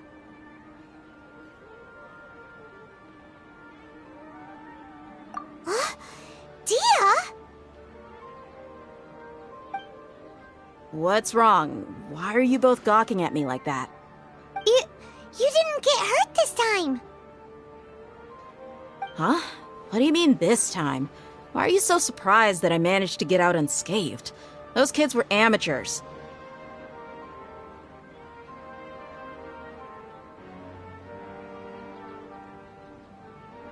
Shh!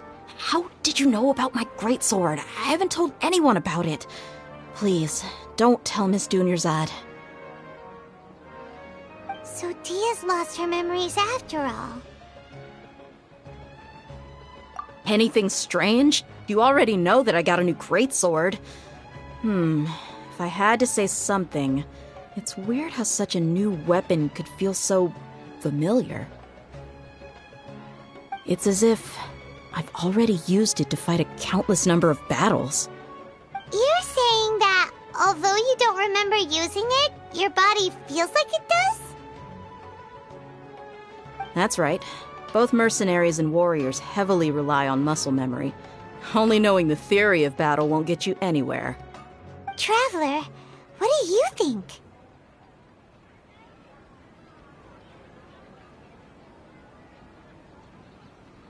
Yeah, Paimon's feeling really hopeful. Oh, you're right!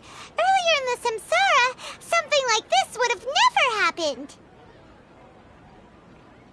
I have no clue what you two are talking about, but it's still dangerous here, so... So you want us to take Dunyarzad somewhere else to rest while you check if there are still more kidnappers around, right? How did you know what I was gonna say? Can you read minds? Forget it. Go and do your thing.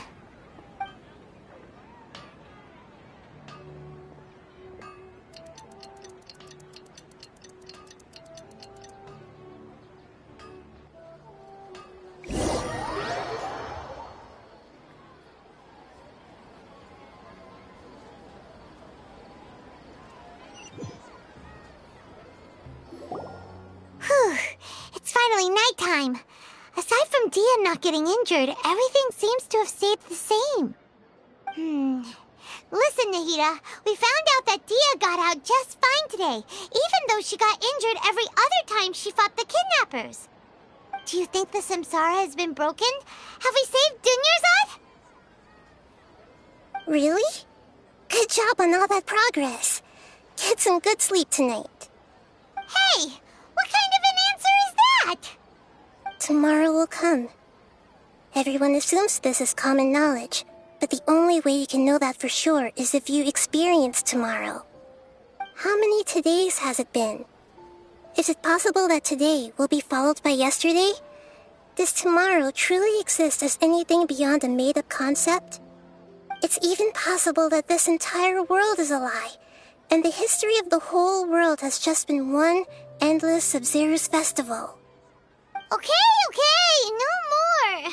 Paimon's brain is already shut down. That's why it makes no sense to waste your energy thinking about things you will learn tomorrow. Get some good rest. You know, use the bathroom and flush your anxiety dookie away. Huh? Hold on, what did you just say? Did Paimon hear you correctly? Huh? People always say they feel a sense of relief after they take a duk-duk. That's why I suggested you could try that. Is that so strange? It's so strange and so against common sense that Paimon's at a loss for words. You were sounding kind of smart just a minute ago.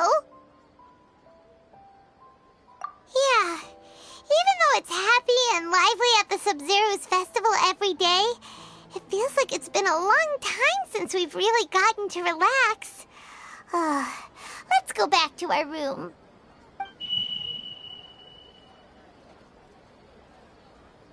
Continue the harvest.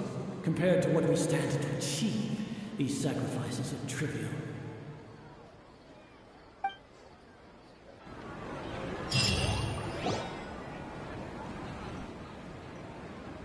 We're still in the same day!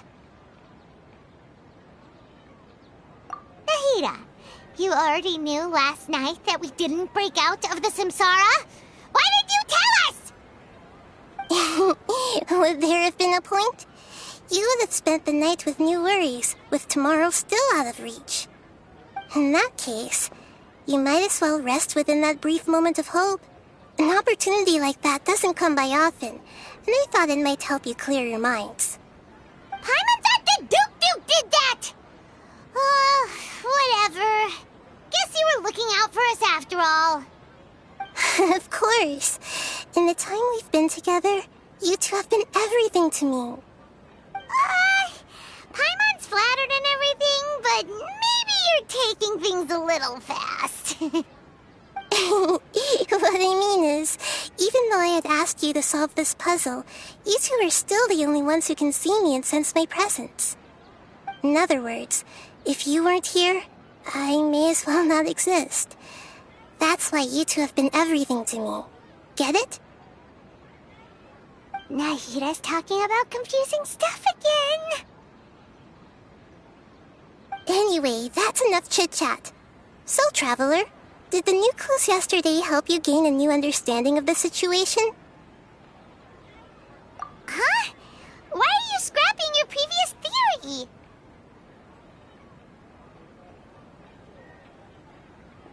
Oh, yeah! You're right! Gosh, how did we not notice that? In a simple time loop, people's physical condition should also reset. So, what's your new hypothesis?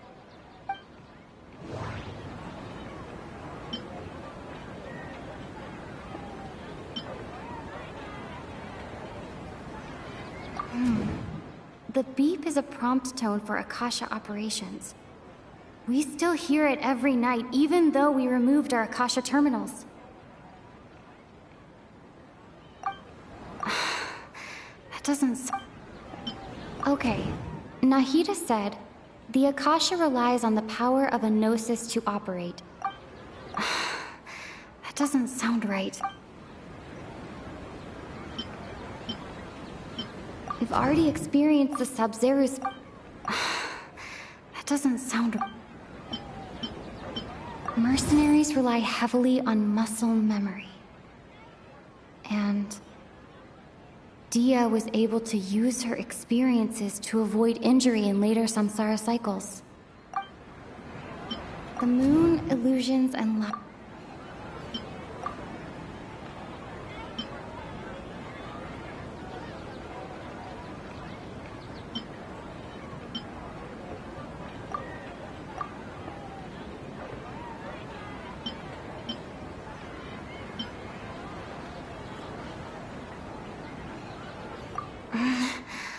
I can't seem to cohesively piece everything together.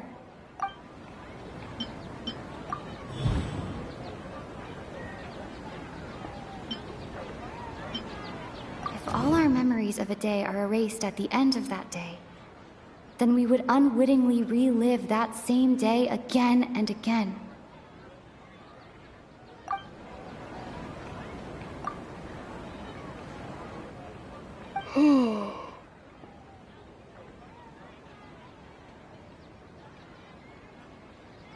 Oh!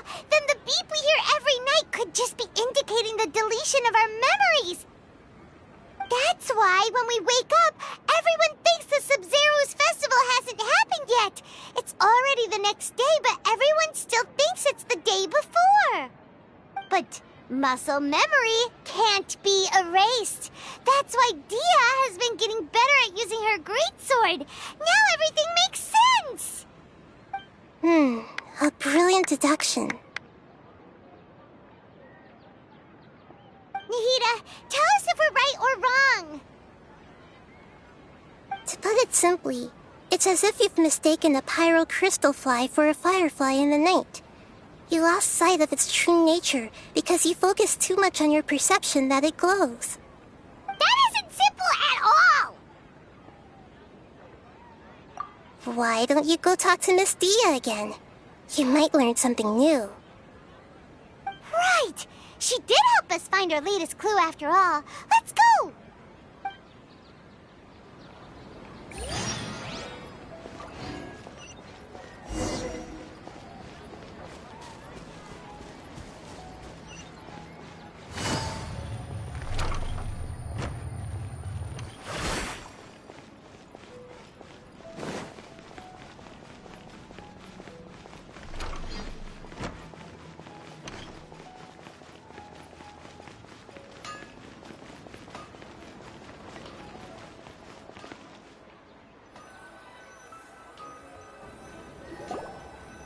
There you are. Really took me a while to find you. As expected, Dia also didn't get hurt today. Get hurt? Why would I? Don't underestimate me. Well, you're still getting used to your new greatsword. Huh. Truth be told, I also think it's pretty strange. It just suddenly felt so familiar in my hands and... wait a second! How did you know I got a new greatsword to begin with? I didn't tell anyone about it. Traveler, could you explain the situation to her today? Paimon's gotten a little sick of doing it. Oh, that works.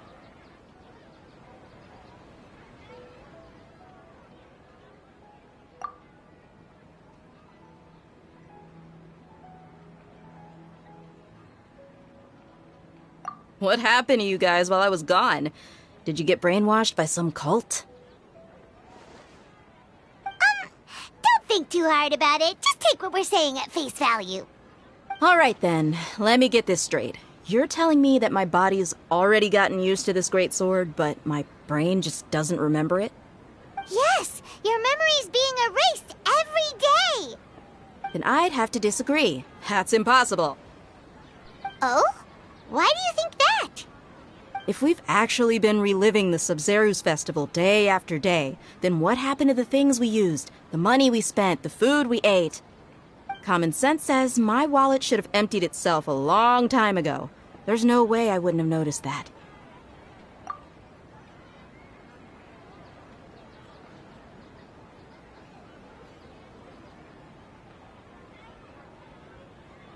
Right!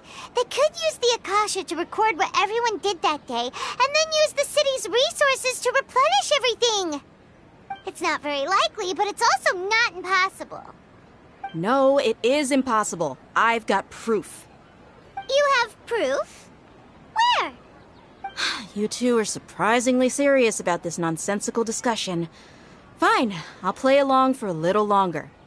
Come with me, Miss Dunyarzad. Please come along as well. I still can't guarantee that this area is safe.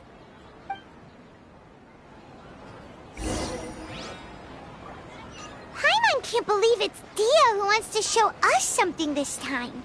2 days ago, we were the ones taking her to see Dunyarzad.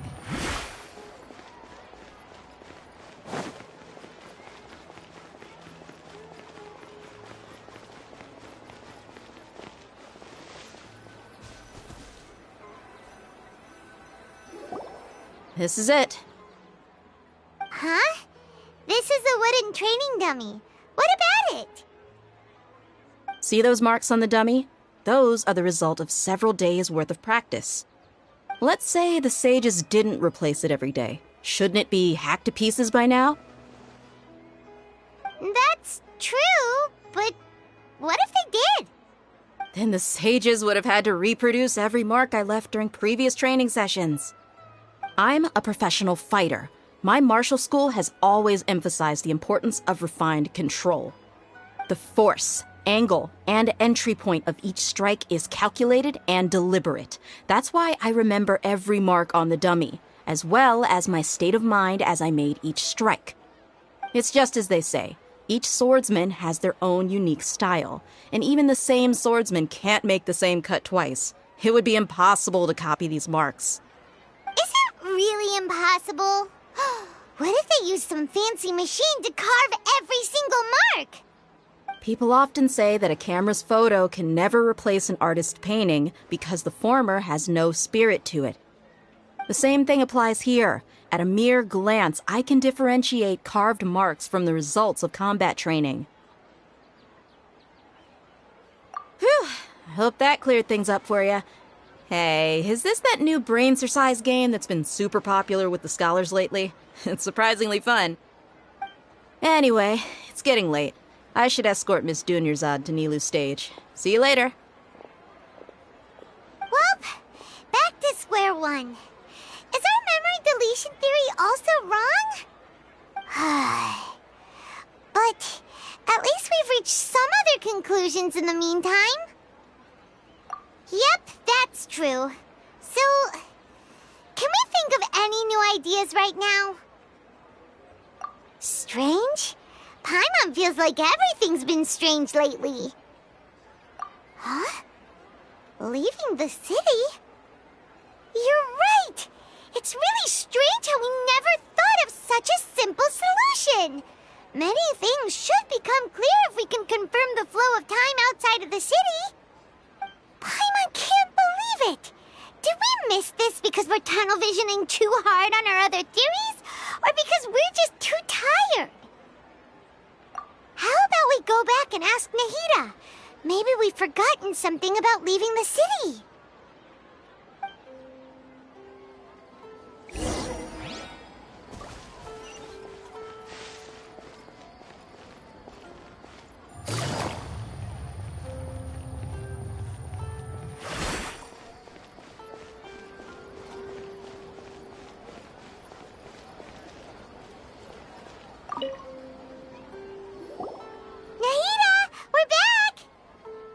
Early today. Did you find something new? Sort of. We're mostly sure now that we're not in a time loop. And we also aren't in the real world. But at the same time, we have a new question.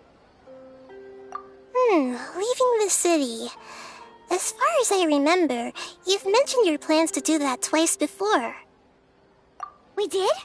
But we don't remember anything. What happened after we talked about those plans? What did we say when we got back? Let me think. I don't think you ever actually told me what the outcome was. Oh, it's probably more accurate to say that both times you never came back the whole night. But you two sometimes stay out the entire night anyway, so at the time, I didn't think too much about it. It is true that sometimes we lose track of time during our investigations. Before we know it, it'll already be the next day. But still, neither of us remember anything about leaving town. Really? That's kinda strange. In theory, I should have already awakened all your memories. Yep, something here's definitely fishy. Let's get to the bottom of this tomorrow.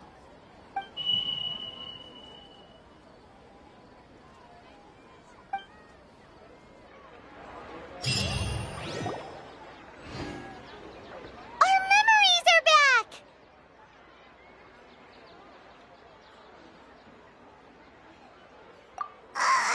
About that. Well, where should Paimon begin? Traveler, aside from your memories that were just restored, I have another message for you. Listen to it and you'll understand. Can't go back. There are countless spaces here. Our Sub-Zero's festival in Sumeru City is just one of them. Traveler, you should be missing 2 days worth of memories. Paimon will fill you in. It's time to carry out our plan from yesterday. Okay, let's go!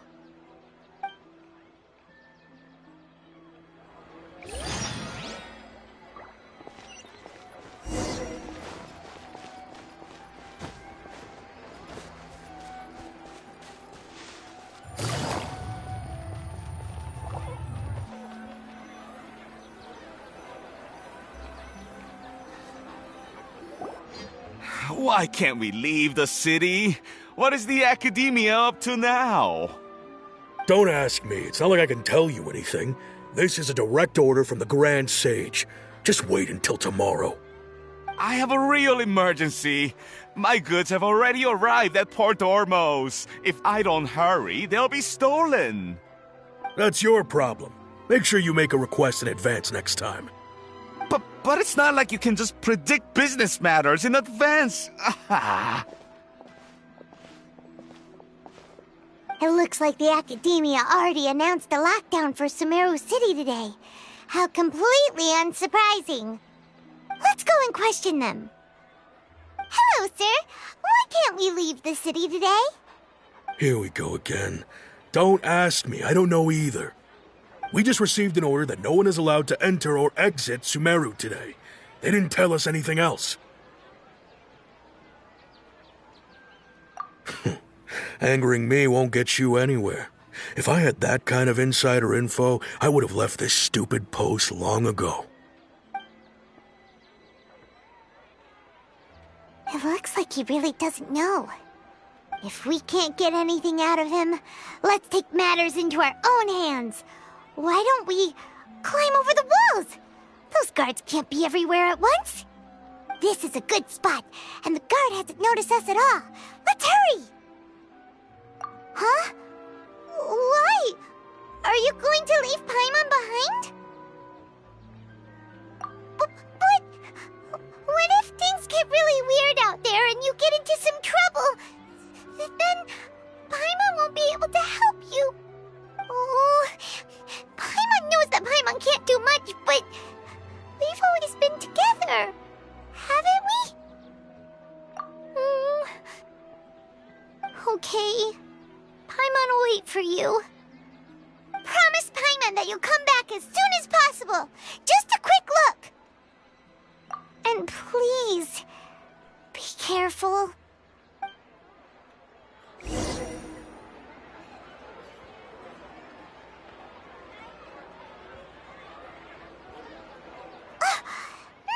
Memories!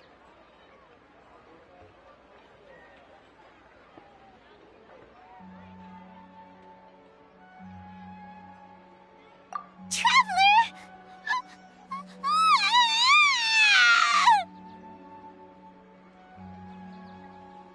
Paimon thought Paimon would never see you again! You just disappeared! Paimon waited for you for hours and hours at the city wall and you never came back! You promised Paimon that you were only taking a quick look! Paimon, calm down. She's here now. I don't think she understood what you were saying. Paimon doesn't care! Paimon wanted to go look for you, but you also said that Paimon should stay! Paimon was so worried and so scared the entire day!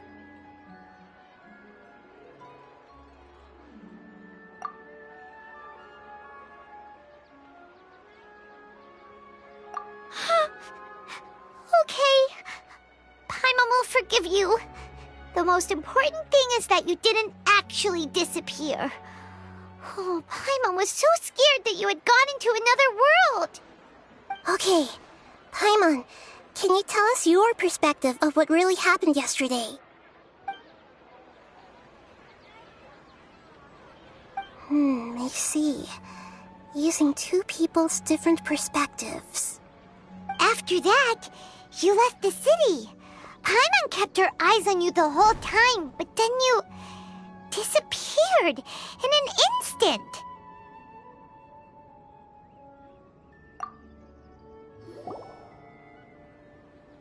No way! Paimon was watching you with the fullest attention. What's your perspective, Traveler? You sure you don't have any memory of this? I guess that explains everything. You also lost your memories the last 2 times you tried to leave the city. Those days' memories can't be awoken.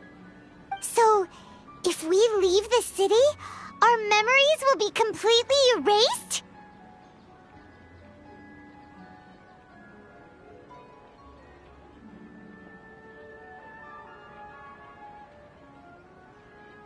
It really sounds like something big outside of the city is being hidden on purpose. But this way, we'll also never discover what's outside.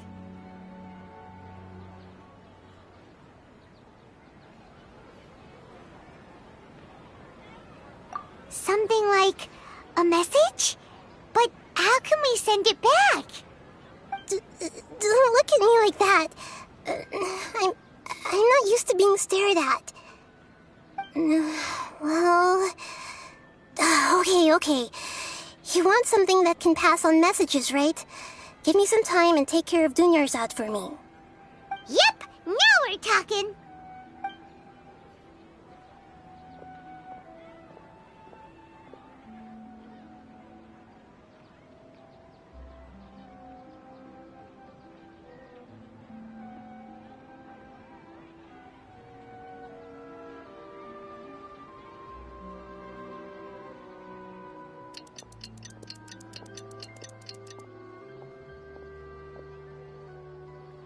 I'm done. Here you go. What? Isn't this just an Akasha terminal? I made some little changes. Akasha terminals are already capable of sending messages. I just tweaked it so that it could connect to any node. To make something like this? Nahida, you really know the Akasha like the back of your hand. Anyway, we can use this now to record a message, right? Yep. I'll help you save the messages. It should be pretty easy to use. I just can't guarantee the user's status and signal coverage when they're outside the city. We'll never know until we try. At least we're taking the initiative now. Let's go then. Let's expose those sages. All right. Paimon isn't as worried about being separated since it happened once yesterday. But Paimon still isn't happy about it. Okay, see you tomorrow, Traveler.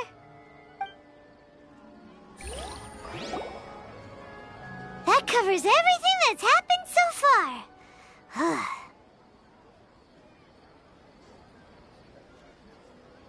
Yes. Although the signal was choppy and had some interference, we still managed to receive 2 messages from you when you were outside. Okay, now that you understand what's going on, let's hear the messages together.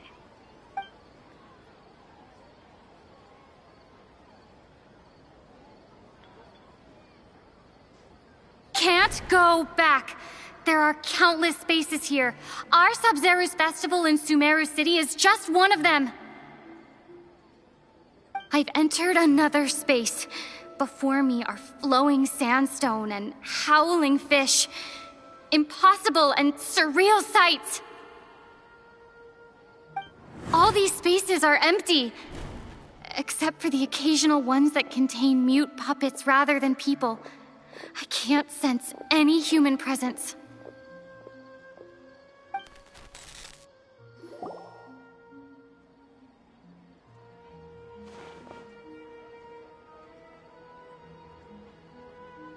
That's one heck of an info dump. It sounds like you left the Sumeru city space when you set foot outside of the walls. But everything looked completely normal when Paimon was looking out from the inside. That's unbelievable. And if we take your word for it, the other spaces all had very weird contents. There's another part here. I only received it last night. These spaces have been disappearing, one after the other, absorbed by something like a sun in the sky. And now, even the final space has also disappeared. Behind me, a lot of spaces just appeared again from thin air. I get it now. Those spaces are actually...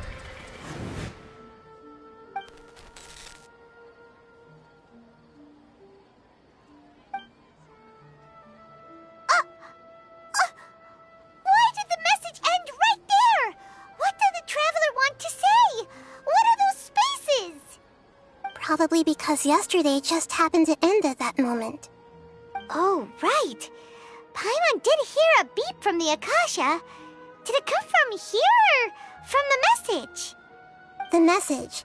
It should have come from the Traveler's Akasha terminal. After the beep, Traveler said even the final spaces also disappeared. Traveler, what do you think that final space could have been?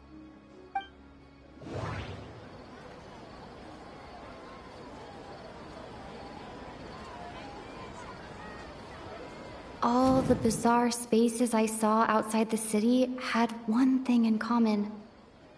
A lack of human presence. Was that space actually the real world?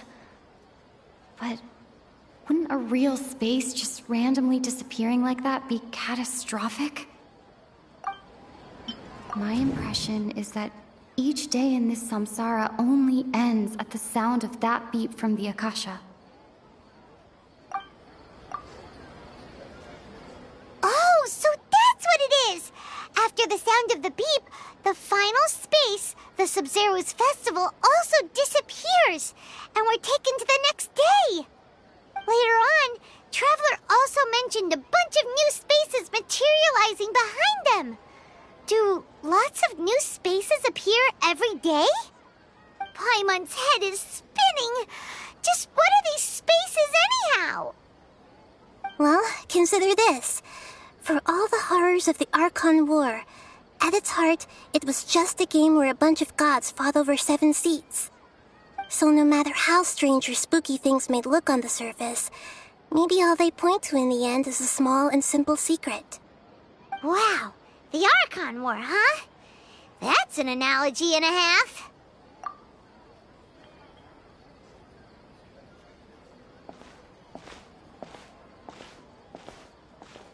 Hey, where are you going?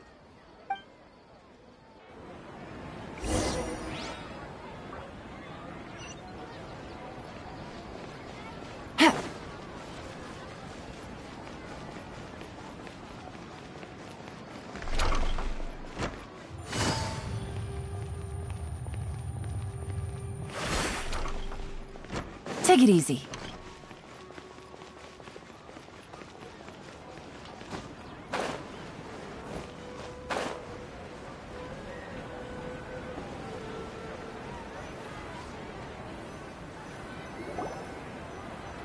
Do you want some alone time to think? All right then, Paimon won't disturb you.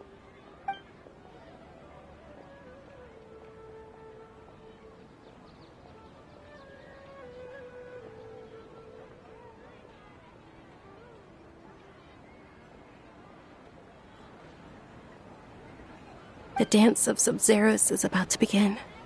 I'm going to go watch it. Okay. Why don't you go ahead, Dunyarzad? We still have some other stuff to do first. Okay then. See you later. Have you figured it out yet, Traveler? Time is ticking away. Awesome! What is it? Paimon wants to know. Oh, wait, no. Let's meet up with Nahida first. You can tell us both together. This time, we're gonna get to the truth.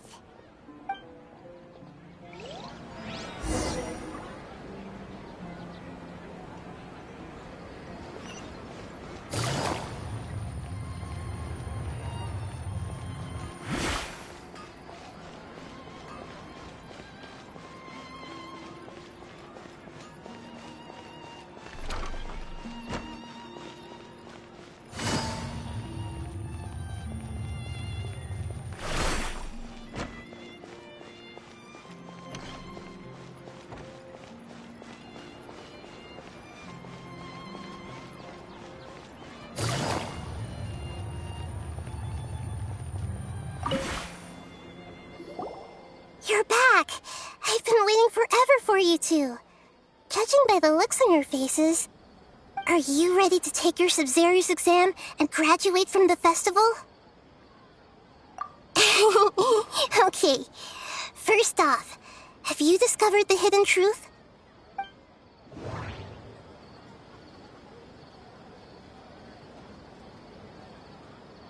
Okay, Nahida said, the Akasha relies on the power of a gnosis to operate, as it is the manifestation of the God of Wisdom's power.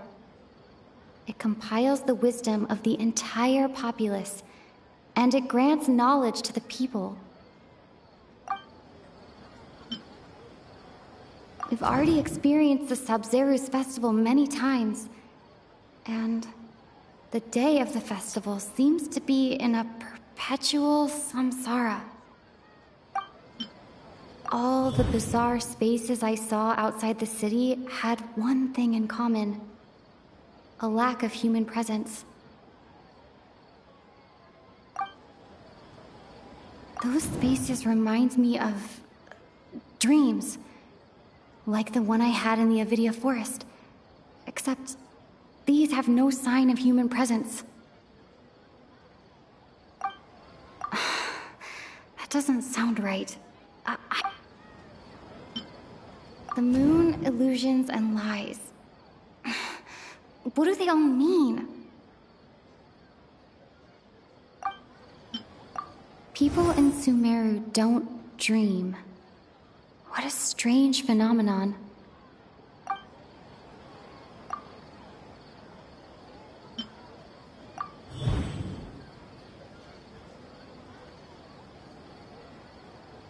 We are all in a dream.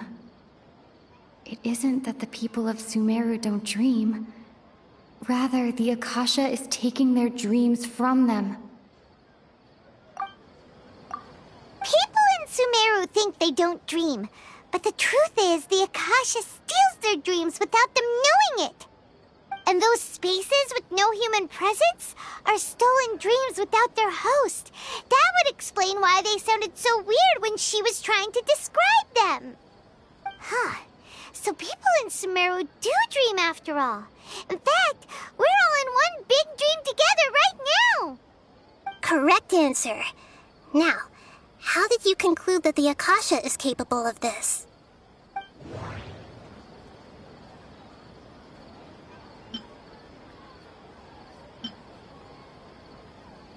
It compiles the wisdom of the entire populace.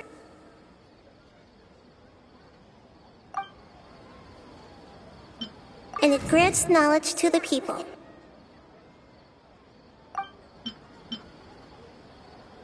It is the manifestation of the God of Wisdom's power.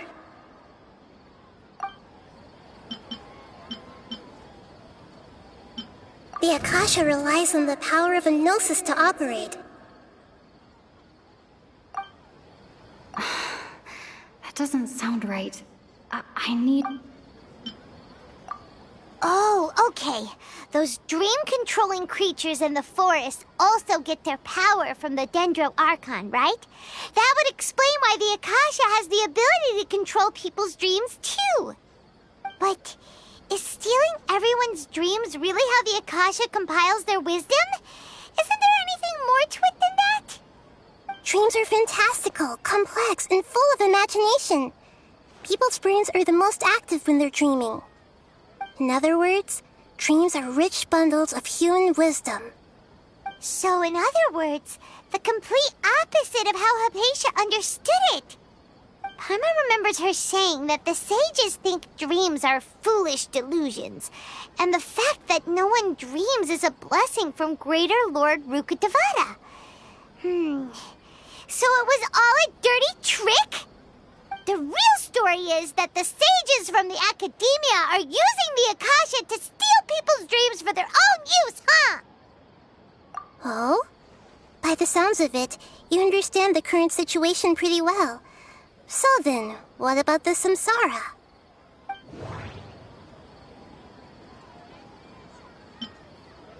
The Grand Sage said, go celebrate the birth of that god to your heart's content. Did he mean something more?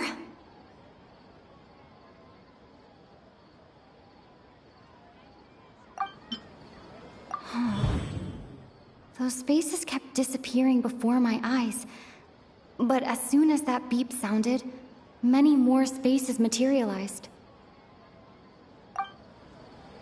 Those dreamscapes kept vanishing. But as soon as that beep sounded, more new spaces appeared.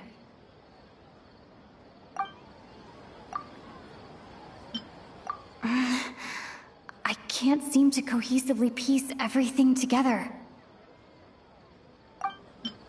I can't seem to cohesively piece everything together. I can't seem to cohesively piece everything together.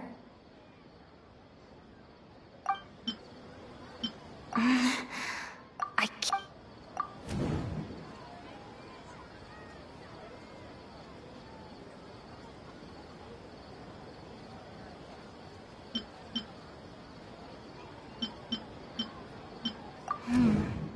The beep is a prompt tone for Akasha operations.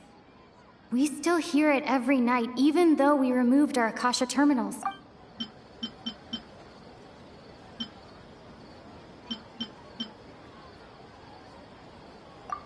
Correct.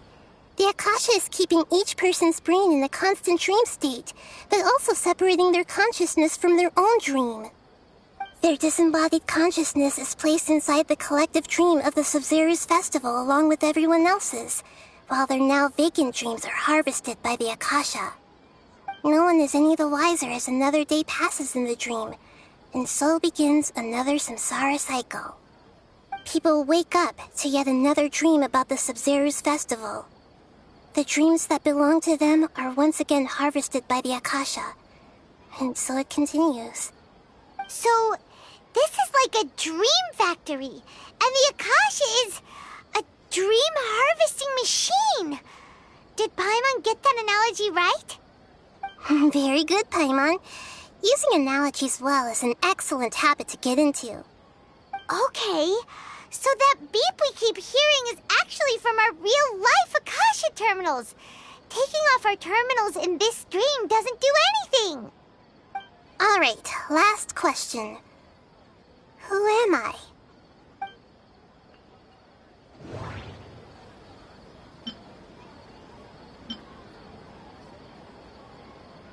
They say that alchemical divination is the Dendro Archon's divine revelation. So then, if Nahida has referred to herself as the moon... So you noticed. I thought that one would be the hardest question. That's why I put it last. That wasn't hard at all. Even Paimon guessed that. Everything about you is different. We just didn't want to expose you is all. Now that you mention it, Nahida, you've been hinting to us since the very beginning. It's funny, thinking back to when we were asking all over the place for info about Lesser Lord Kusanali. Paimon didn't expect to meet you like this. Yes, those can wait until we're back in real life. On the other hand, I'd be happy to answer any more questions you have about here and now.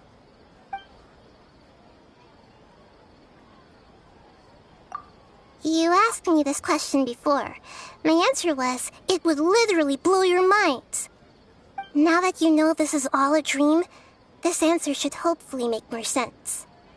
Have you heard the saying, don't wake a sleepwalker?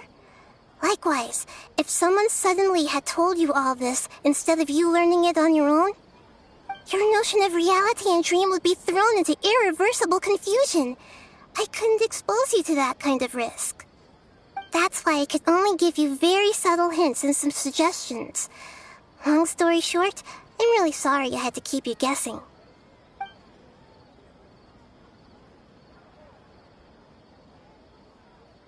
Firstly, this dream we're in is completely based on reality. People have already experienced this Sumeru's festival, so it would be very difficult for them to find anything that strikes them as surreal. Secondly, you're probably wondering why people don't have any memories from earlier samsara, right? That's because people don't remember their dreams most of the time anyway. And in any case, their actual dreams are being taken away from them by the Akasha. So whenever they wake up in this dream of the Sumeru's festival, they don't remember anything from their previous identical dream. That reminds Paimon. Traveler had a dream when we were in the Avidia Forest, but couldn't see what it was about after waking up. Is that an example of what you mean? Yes. Only after receiving the blessing of Dendro can a person gain the Dendro element's dream-enhancing power. That explains the feelings of déjà vu. Meanwhile, everyone else has no idea that they are in the Sumeru's festival samsara, while their dreams are stolen from them over and over again.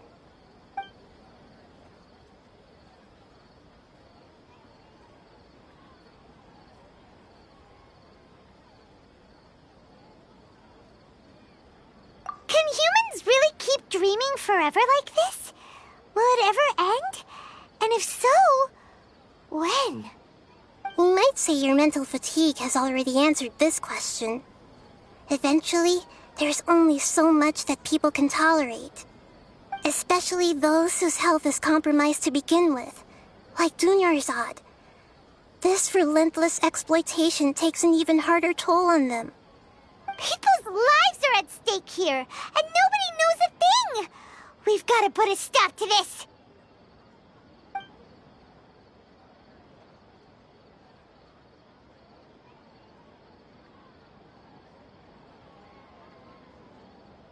I know, right?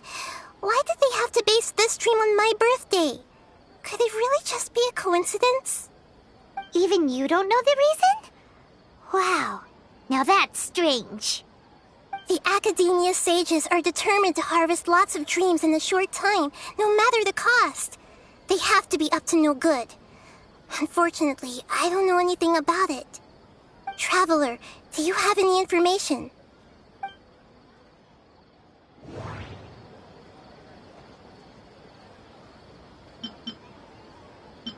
Okay. Nahida said, the Akasha relies on the power of a gnosis to operate, as it is the manifestation of the God of Wisdom's power. It compiles the wisdom of the entire... Grand Sage said, go celebrate the... Those spaces remind me of... That doesn't...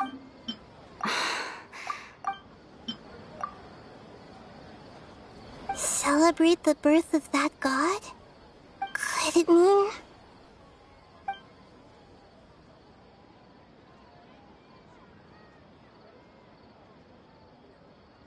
I know, right? Why did they have to base this dream on my... Even you don't know the reason? The Academia sages are... Traveler, do you have... Grand Sage said, go... Celebrate the birth of that god. Could it mean...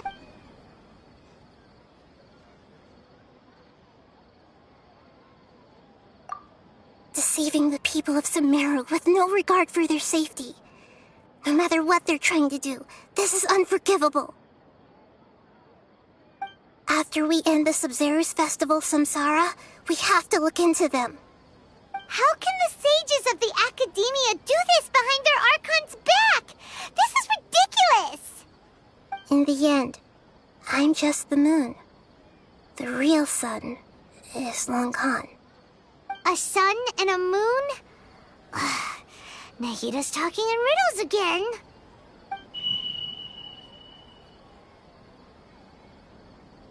Oh, we're out of time today! I'll tell you how to break free of the samsara tomorrow. See you then.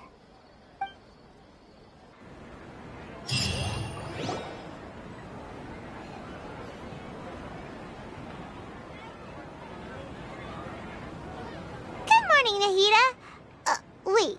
Now that Paimon remembers everything, should we instead say good morning, Lesser Lord Kusanali? Hey! What's wrong, Nahida? You don't look too good. I'm afraid that what you're thinking right now is correct. Did Dunyarzad already disappear? No way!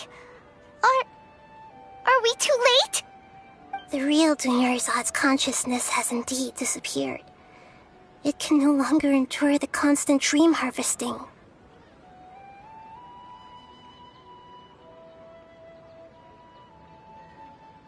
Paimon can't believe it. Wait, so what about that other Dunyarzad? Just what is she? Is she also going to disappear? She's actually something like a puppet, but not completely. The real Dunyarzad's consciousness could no longer keep playing her role in this dream. So another Dunyarzad appeared to replace her in the dream.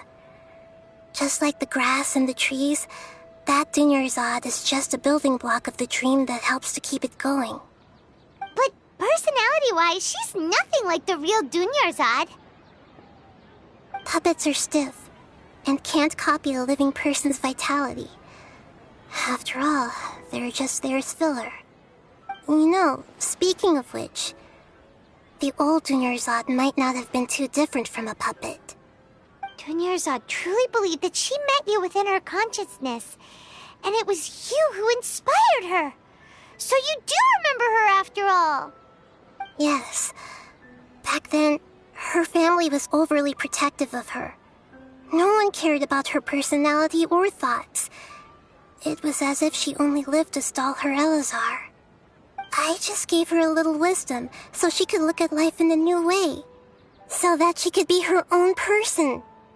But even so, she's still... far from it. I'm still a long way off from being a real Archon. I couldn't even save her. If I were a competent Archon, I wouldn't have let my most faithful follower die at the Sumeru festival with so many regrets. Please don't beat yourself up over it, Nahida. It's the sage's fault, and theirs alone. I'm not beating myself up.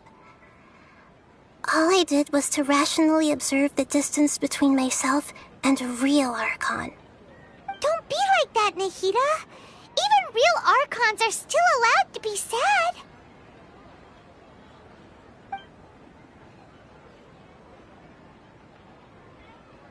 To prevent more tragedies like this, we must end the samsara as soon as possible. Great, but how do we do that?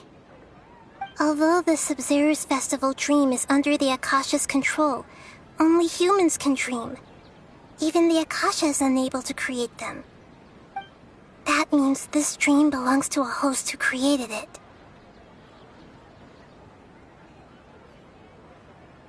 Huh? So, how should we find that person? Well, if this is someone's dream, then everything here must come from deep within their consciousness. Which means, with the power of imagination, they can change anything in this dream. Imagination? What do you mean by that? Imagination means breaking through what you perceive as normal. Like when a server at a tavern brings a plate to you, you'd naturally assume that food is on it. However, if you're the dream's host and you become aware that you're dreaming, when you imagine gold and more on the plate, the dream will respond in kind, and the server really will bring you gold and mora. But right now, our host is unaware that this is a dream. No matter how many times they're served, it will always be food. Find some way to make that person realize that they're dreaming. Usually, once that happens, the person will wake up and the dream samsara will be broken. How are we going to find them, though? If it could be anyone, it'd be like looking for a needle in a haystack. And even if we did find them, how are we supposed to make them realize they're dreaming? After all, like you said, don't wake a sleepwalker. It's extremely difficult, yes. But the only ones who can do it are you two. Remember, everything you've achieved up to this point has all been for the sake of finding the host and ending the samsara. As for me, during this time, I'll be out of town. Out of town? Are you going to that place full of dreams where the traveler went? Yes. I want to try something. There must still be a small wisp of possibility. Hurry and go. Dreams are supposed to be fantastical, romantic, and full of pleasant surprises. Unnecessary things like this samsara need to end. Paimon's still a little upset that we've come this far only for Dunyarzad to... She was such a good person, with such a simple wish. But fate was against her. Yeah, saving Dunyarzad is what kept us going this whole time. But we mustn't lose hope, Traveler. Dunyarzad would definitely want to see us save everyone else. So let's break the samsara for her sake. Paimon's wondering, do you think the sages would get one of their own to be the host of this stream? Feels like it would be easier to control it that way, no?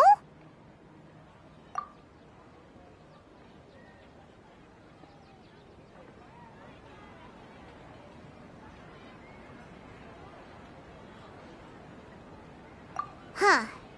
That's true. Plus, the sages probably weren't counting on there being other factors beyond their control, like Nahida and us. So, who do you think the host of the dream is?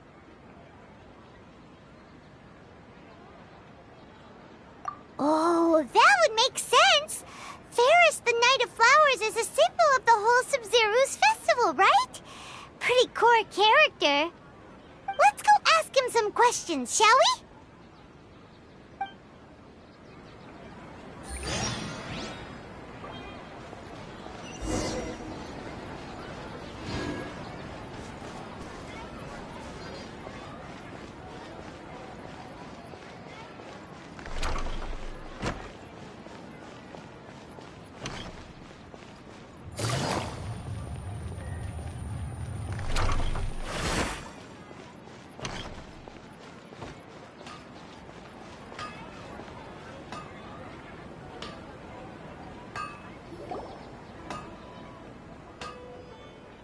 You're back.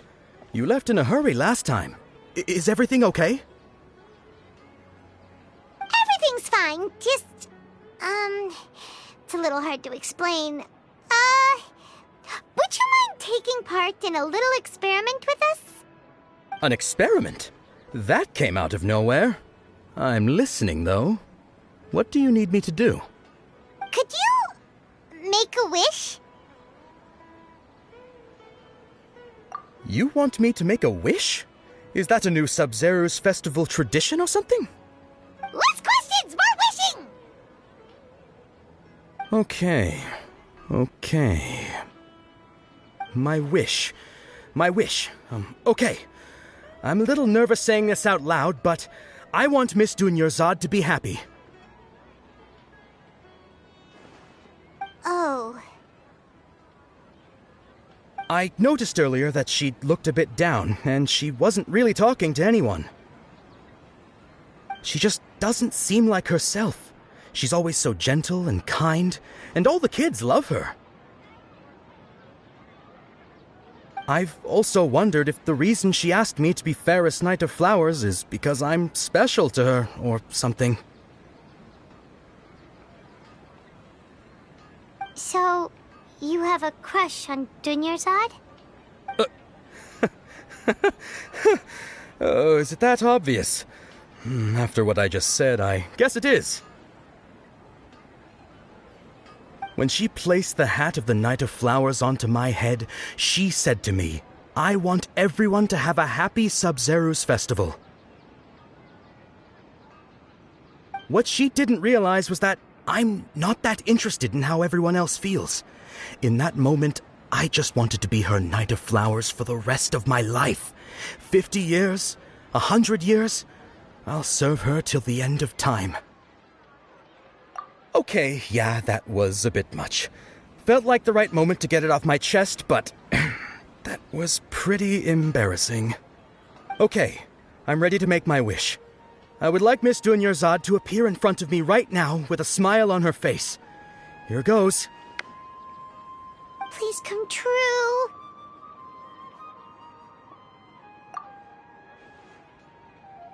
I'm gonna open my eyes. Oh, you're... What? Faki? Sorry, but only one portion of Yalda candies per person. Back home you go. Nice try, you two. Anyway, never mind. I don't need to see her appear right in front of me. As long as she's happy. Guess he isn't the host of this dream after all. Should have expected it wouldn't be this easy.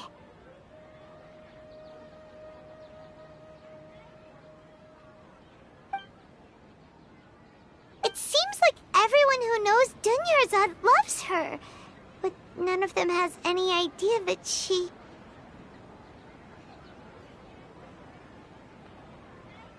My lady, step back. That sounds like Dia!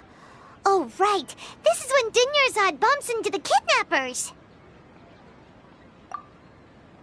Huh? But Dia can handle them. Hey, Traveler!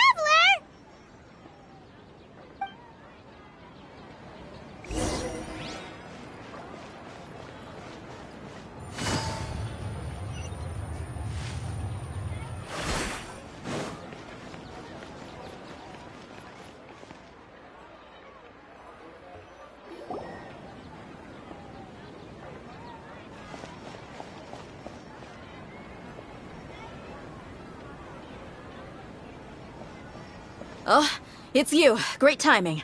Please take... Hey, this is my job.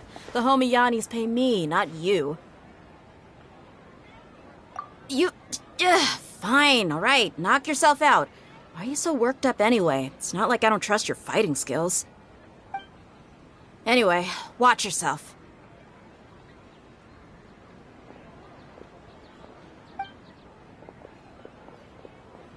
So you got yourself some backup. Suit yourself. You're going down! That's close enough. A new punch. Things are about to get dicey. A fist of freeze! Wheel of life. I'll be back. Wow. Close enough.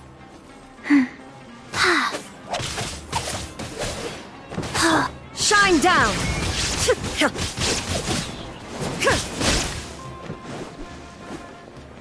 Inazuma shines eternal!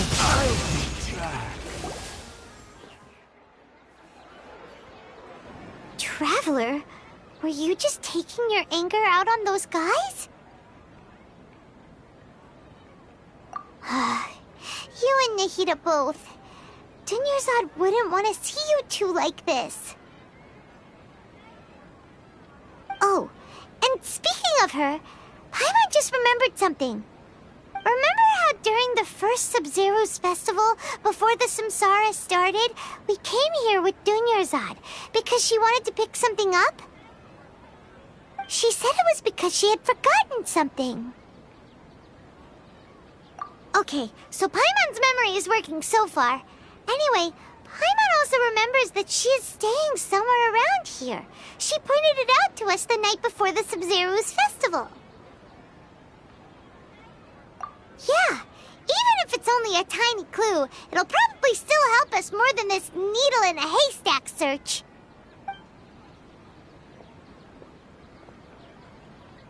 This is the place. It's rude to enter other people's spaces without permission, but desperate times call for desperate measures. Hey, the windows are unlocked. Okay, Paimon's gonna take a peek inside.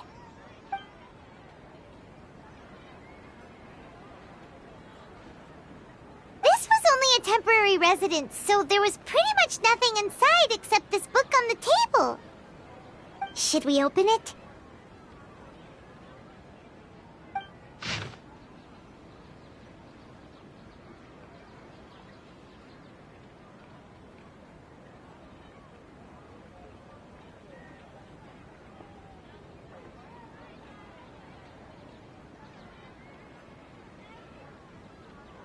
Wow.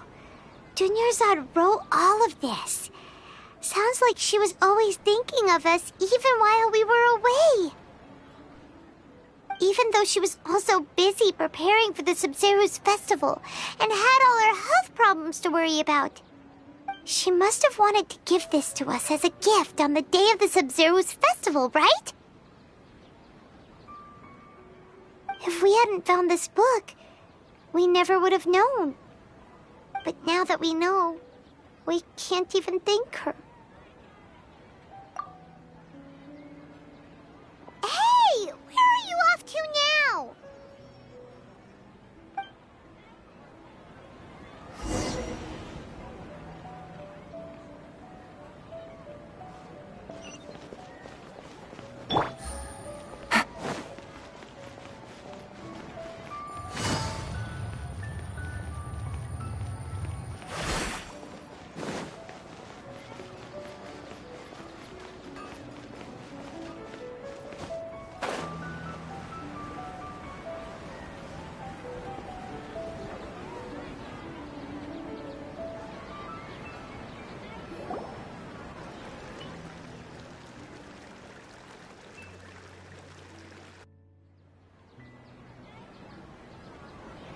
It's Dunyarzad's puppet.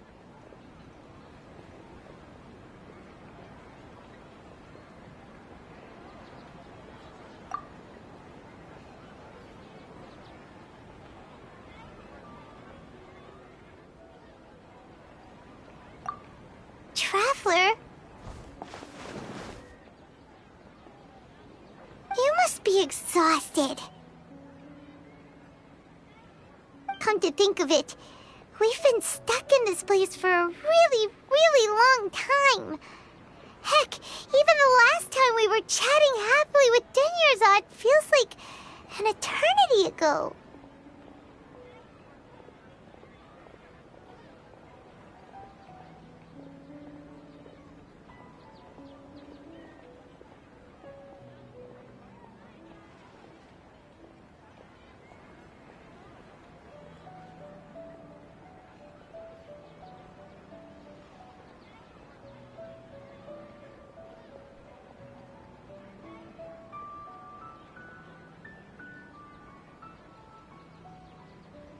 Paimon still remembers when we were sitting here, and the way her eyes sparkled when she talked about Milu's dance of Sub-Zerus.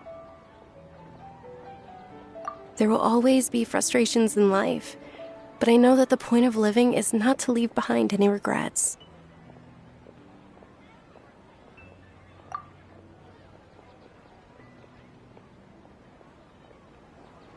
That was what the real Dunyarzad said, wasn't it? Does that mean... Yes, Traveler. What is it? Oh, so she's still just a puppet. But just now, how come... What? Where are we going this time?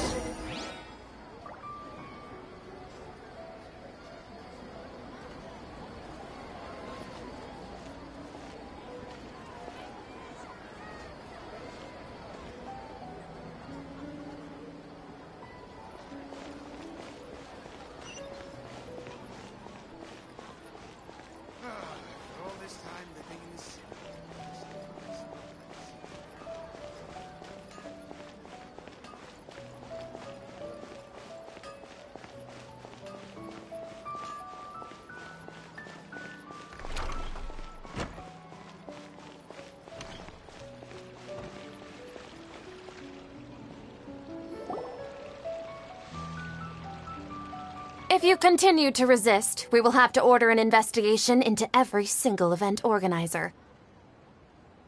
The Grand Sage has already granted you much leniency. I advise that you exercise tact. How did things turn out like this?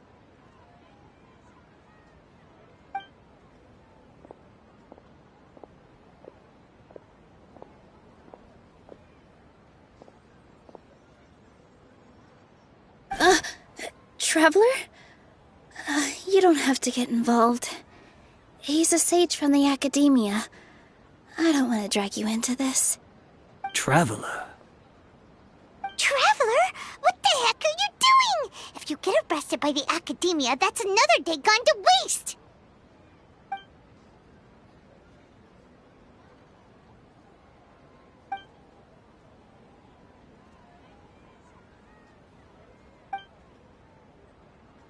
Wait, they're not reacting. Have they been scared stiff? Oh, of course! If this is the sage's plan, they wouldn't put themselves through this. So they're just substitutes. What is this? What happened to the Grand Sage and his entourage?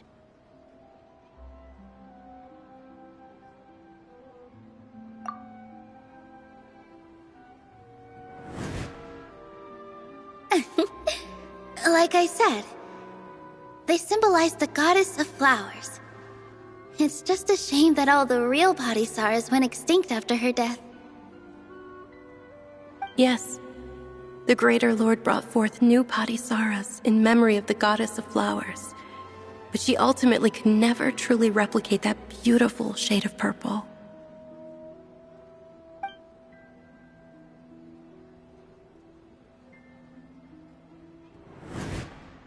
That beautiful shade of purple. Aren't these flowers real Padisaras? Just like the ones from the legend? I didn't even notice. Dunyarzad, did you find these? But didn't you just say all the real flowers went extinct after the goddess of flowers passed away? So, how? Yeah. What's going on here? Huh?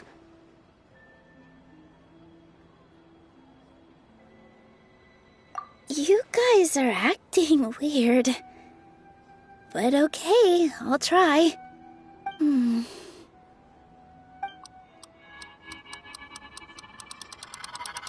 Hey!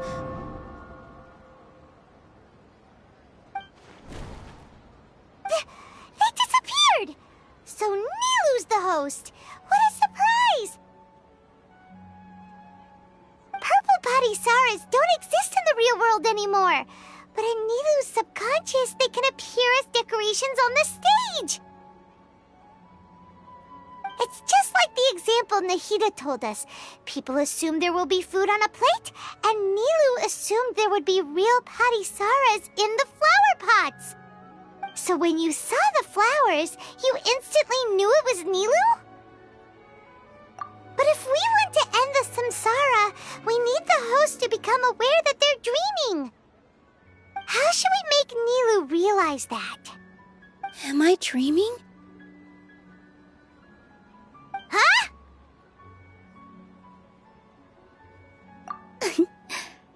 So I'm right. Is this Lesser Lord Kusanali responding to our celebration of the Sabzeruz festival? Wrong guess, but you aren't completely wrong either. The point is, what made you think this is a dream? As far as you know, people in Sumeru don't dream, right? Yeah, but have you heard the tale of the first sage? To prevent a calamity, he went on a journey to find the Dendro Archon. Ooh, sounds familiar. Dunyarzad told us a story like that when we first arrived in Sumeru City. So it was about the first sage, huh? Yep, but in the part you heard, he hadn't become the first sage yet. There's more to the story. His piety and wisdom were acknowledged by the Dendro Archon, and she finally gave her blessing to him. All kinds of spectacular scenes appeared in front of the first sage, as if all the knowledge in the world was being painted onto a canvas right before him. He was captivated. After who knows how long, he mastered all the knowledge he could comprehend. Afterward, he said to the Dendro Archon, "I miss my parents, my wife, and my children. I've been away from home for far too long. They must be worried." The Dendro Archon smiled. The next second, the sage found himself lying in his bed, as if he had just woken up from a dream. His wife, lying next to him, said, "You're off to search for the Dendro Archon today, aren't you? Have a safe journey, my love." In the end, the first sage took care of many disasters in Sumeru City and founded the Academia. What a happy ending. So, the first sage was dreaming ever since the beginning of the story? He never went on his journey? Yes, but his faith and determination were conveyed to the Dendro Archon, so she blessed him in the form of a dream. Paimon understands where you're coming from now. That's a really interesting connection. But we really gotta wake up soon, like the sage in the story. I see. Well, it just so happens that today's Sabzeruz festival is almost over too.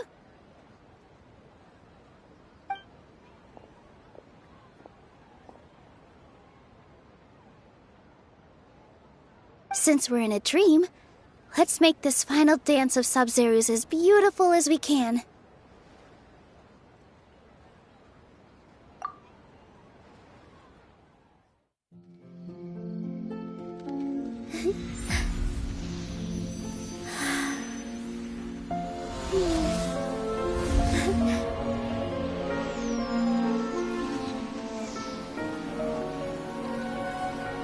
It is over, everyone.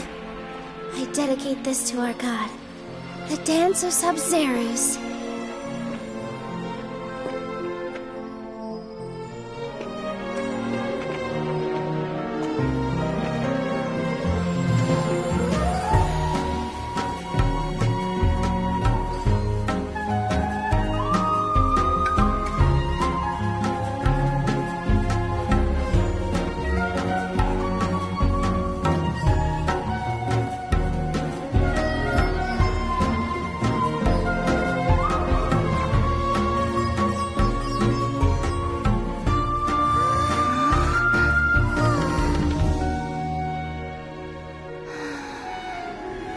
I'd be lying if I said I had no regrets.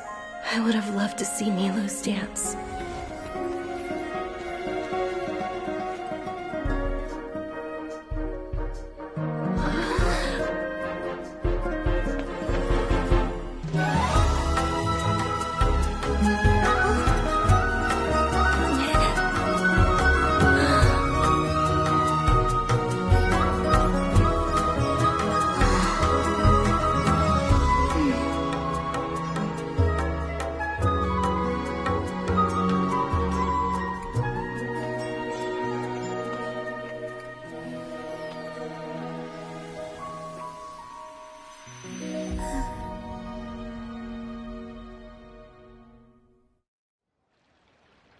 I'm really looking forward to the new play.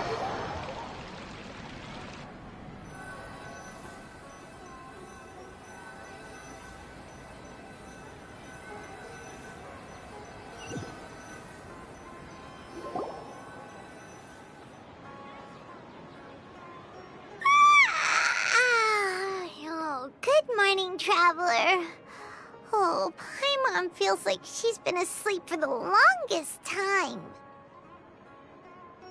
Paimon's head feels super heavy. Did we oversleep? Do you even remember going to sleep last night? Paimon thinks it was after the Sub-Zeru's festival. The Sub-Zeru's festival! Have we finally escaped from the Sub-Zero Samsara? Quick! Take off your Akasha terminal!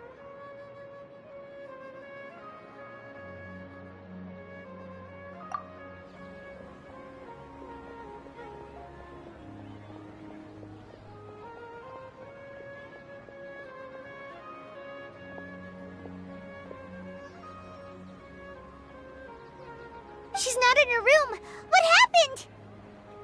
Huh? What usual spot?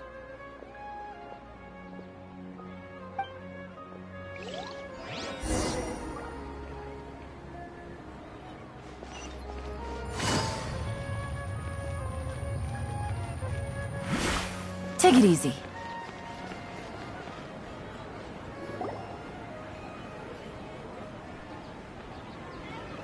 Well done, Traveler and Paimon. And thank you, Dunyarzad, for organizing the Sub-Zero's festival for me. I'm sorry, who are... Dunyarzad! You're okay! Oh, don't scare us like that! Oh, Traveler Paimon. I have something amazing to tell you. I just had a dream, and I saw Nilou performing the dance of Sub-Zerus.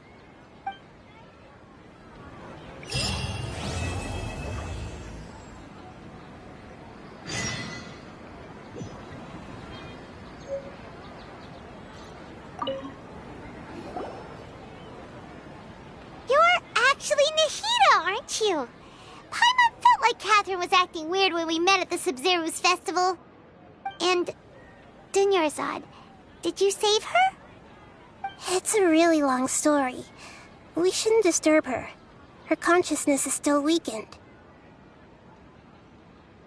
Let's chat somewhere else. How about by the Traveler's favorite bench?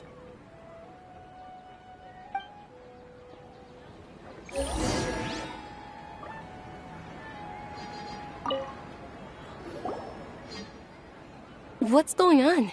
Why are you two so excited to see me? Hasn't it only been a night? It's actually been much longer than that. Oh? Strange. Was I really asleep that long? No wonder I have such a headache.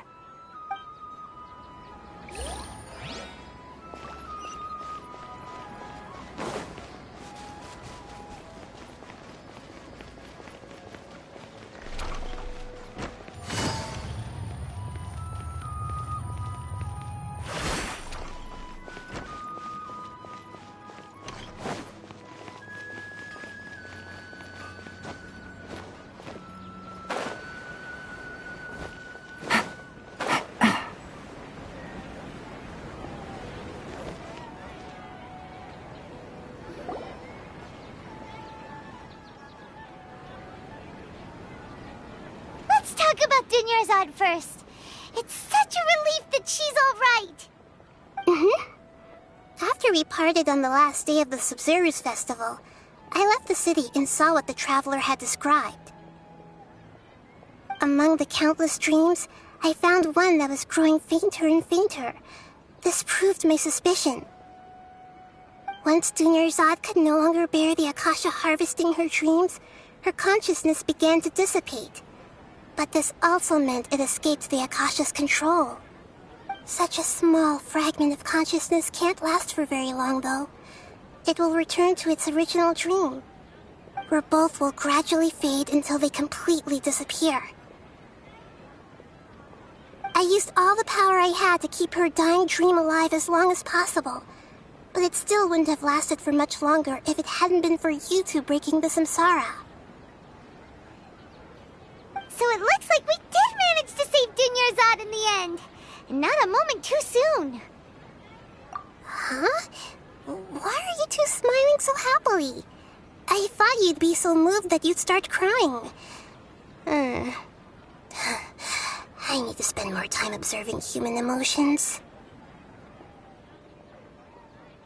Both are fine. Everyone reacts differently. All right. You two must have a lot of other questions for me, right? After all, you saved my faithful believer. As your reward, I will answer any and all questions. At the Avidia forest, there was this incense that made the traveler fall unconscious and dream of a huge tree and a red sky. You also heard someone's voice, right? It said world and forget me. Yeah, so you do know! We've been wanting to ask you what that was about, and if the red sky was related to Conria. It seems like the traveler established a connection to Irminsul. That was a message left by Greater Lord Rukkhadevata's residual consciousness in Irminsul. Perhaps her last memory before she died. As you two probably know, Greater Lord Rukkhadevata disappeared after the disaster in Conria. The timings of these events do line up, so your suspicions are reasonable. A message from Greater Lord Rukkhadevata? We thought it was from the Scarlet King. The Scarlet King? That god who died even longer ago? Some present-day desert dwellers still worship him. You probably just heard some of their conspiracies. Okay, so what does the message mean? I still haven't managed to decipher it. Even the Akasha isn't currently capable of doing that. Greater Lord Rukkhadevata's residual consciousness in Irminsul seems to be contaminated with something that has a very dangerous aura to it. Many devoted scholars go mad as soon as they connect their consciousness. I've warned the Academia about this many times, but people still keep falling victim to it. But I believe this is the key to saving Irminsul. That's why I've kept trying to decipher it. So the tree in the vision was Irminsul? Oh, Tainari also said that Irminsul is sick. Is it because of the contaminated consciousness? But even if you can't figure out what that vision was all about, it seems like our search for you was all in vain. The traveler wasn't affected after coming in contact with that consciousness.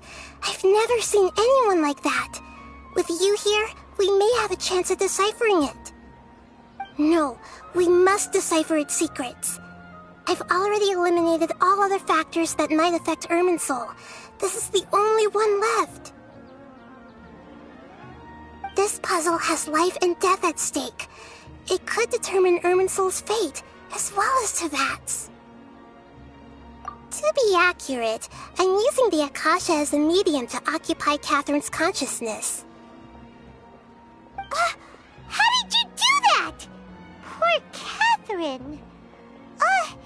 Does this mean you can also occupy other people's consciousnesses? Theoretically, I can enter anyone's mind as long as they're wearing their Akasha terminal. The Akasha is the legacy of Greater Lord Rukkhadevata. As Lesser Lord Kusanali and the first Akasha terminal, my consciousness has always been linked to the Akasha. I've always respected my people's free will, so I've never actually occupied their consciousness. When necessary, I just borrow this bionic Snezhnayan puppet. Hold on. Did we just learn some deep, dark secret? So Catherine is... No wonder Paimon felt something was off about her. What about your own body? Why do you need to borrow other people's? Don't you live in the sanctuary of Surasthana? That story begins a long time ago. After Greater Lord Rukkhadevata disappeared, the sages found my newly born self and took me back to Sumeru. At that time, I was young and weak. The sages kept me in the sanctuary of Surasthana, ostensibly for the sake of protecting me. But I've hardly heard from them since. However, I do understand that they had hoped to find Greater Lord Rukkhadevata instead of me, a symbol of her passing. So, the sages basically put their new Archon under house arrest? How dare they! Why don't you teach them a lesson, Nahida? In some ways, they aren't wrong. Greater Lord Rukkhadevata was omniscient and omnipotent. Even after her death, the Akasha is still empowering this nation. And I'm still really far away from being able to call myself the God of Wisdom. Moreover, the Academia is also more proficient at governing this country.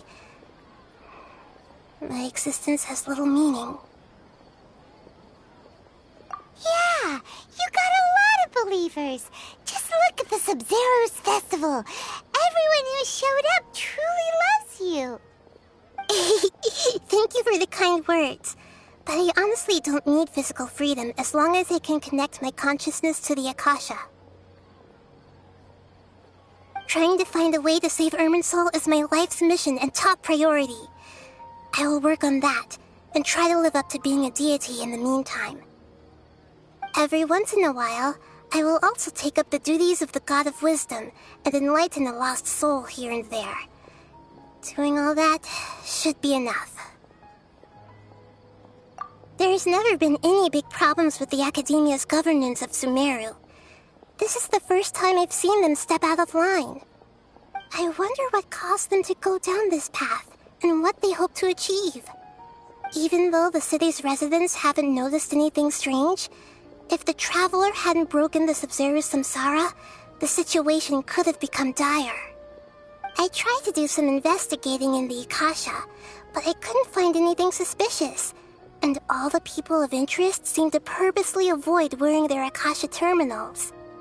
I think they're deliberately trying to hide something. Oh, that reminds Paimon. In Gandharvaville, there was a sage who had invited Tainari to join some kind of project. Could it be related? Regardless, I need to first investigate the sage's motives, make things right, and punish them if needed. But I'll have to be discreet, or they'll see me coming. You mean how the Akasha stops you from having dreams? Yeah, it's been such a long time. No one's noticed something's up? It's not that no one noticed. It's more like no one cared. Ultimately, it's all rooted in the sage's misdirection. Misdirection? The sages convinced everyone to believe that being unable to dream is a sign of rationality and wisdom. Not dreaming is a badge of honor in Sumeru.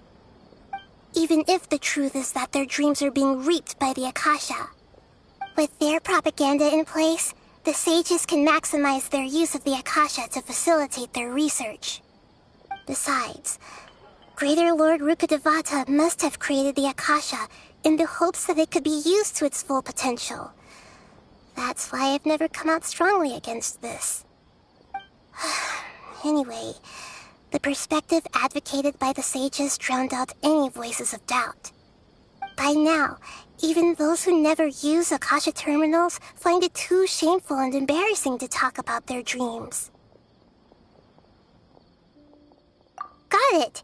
I hope my answers were satisfactory, seekers of knowledge. To be honest, maintaining Dunyarzad's fading dream took a lot of mental energy. I think I may need to rest for a while. Oh, and you don't need to worry too much about the sage's activities for now. The Akasha won't be able to conduct another project on the scale of the Sumeru Samsara in the immediate future. Go and get some sleep. Leave everything to us. What a relief. This is truly the most exhausting birthday I've ever had. Traveler? Paimon? Why am I here? Do either of you know? Maybe you were sleepwalking. You know you can't wake up a sleepwalker. We happened to walk by, so we thought we'd wait for you to wake up. I see. Huh. I should visit my maintenance personnel sometime.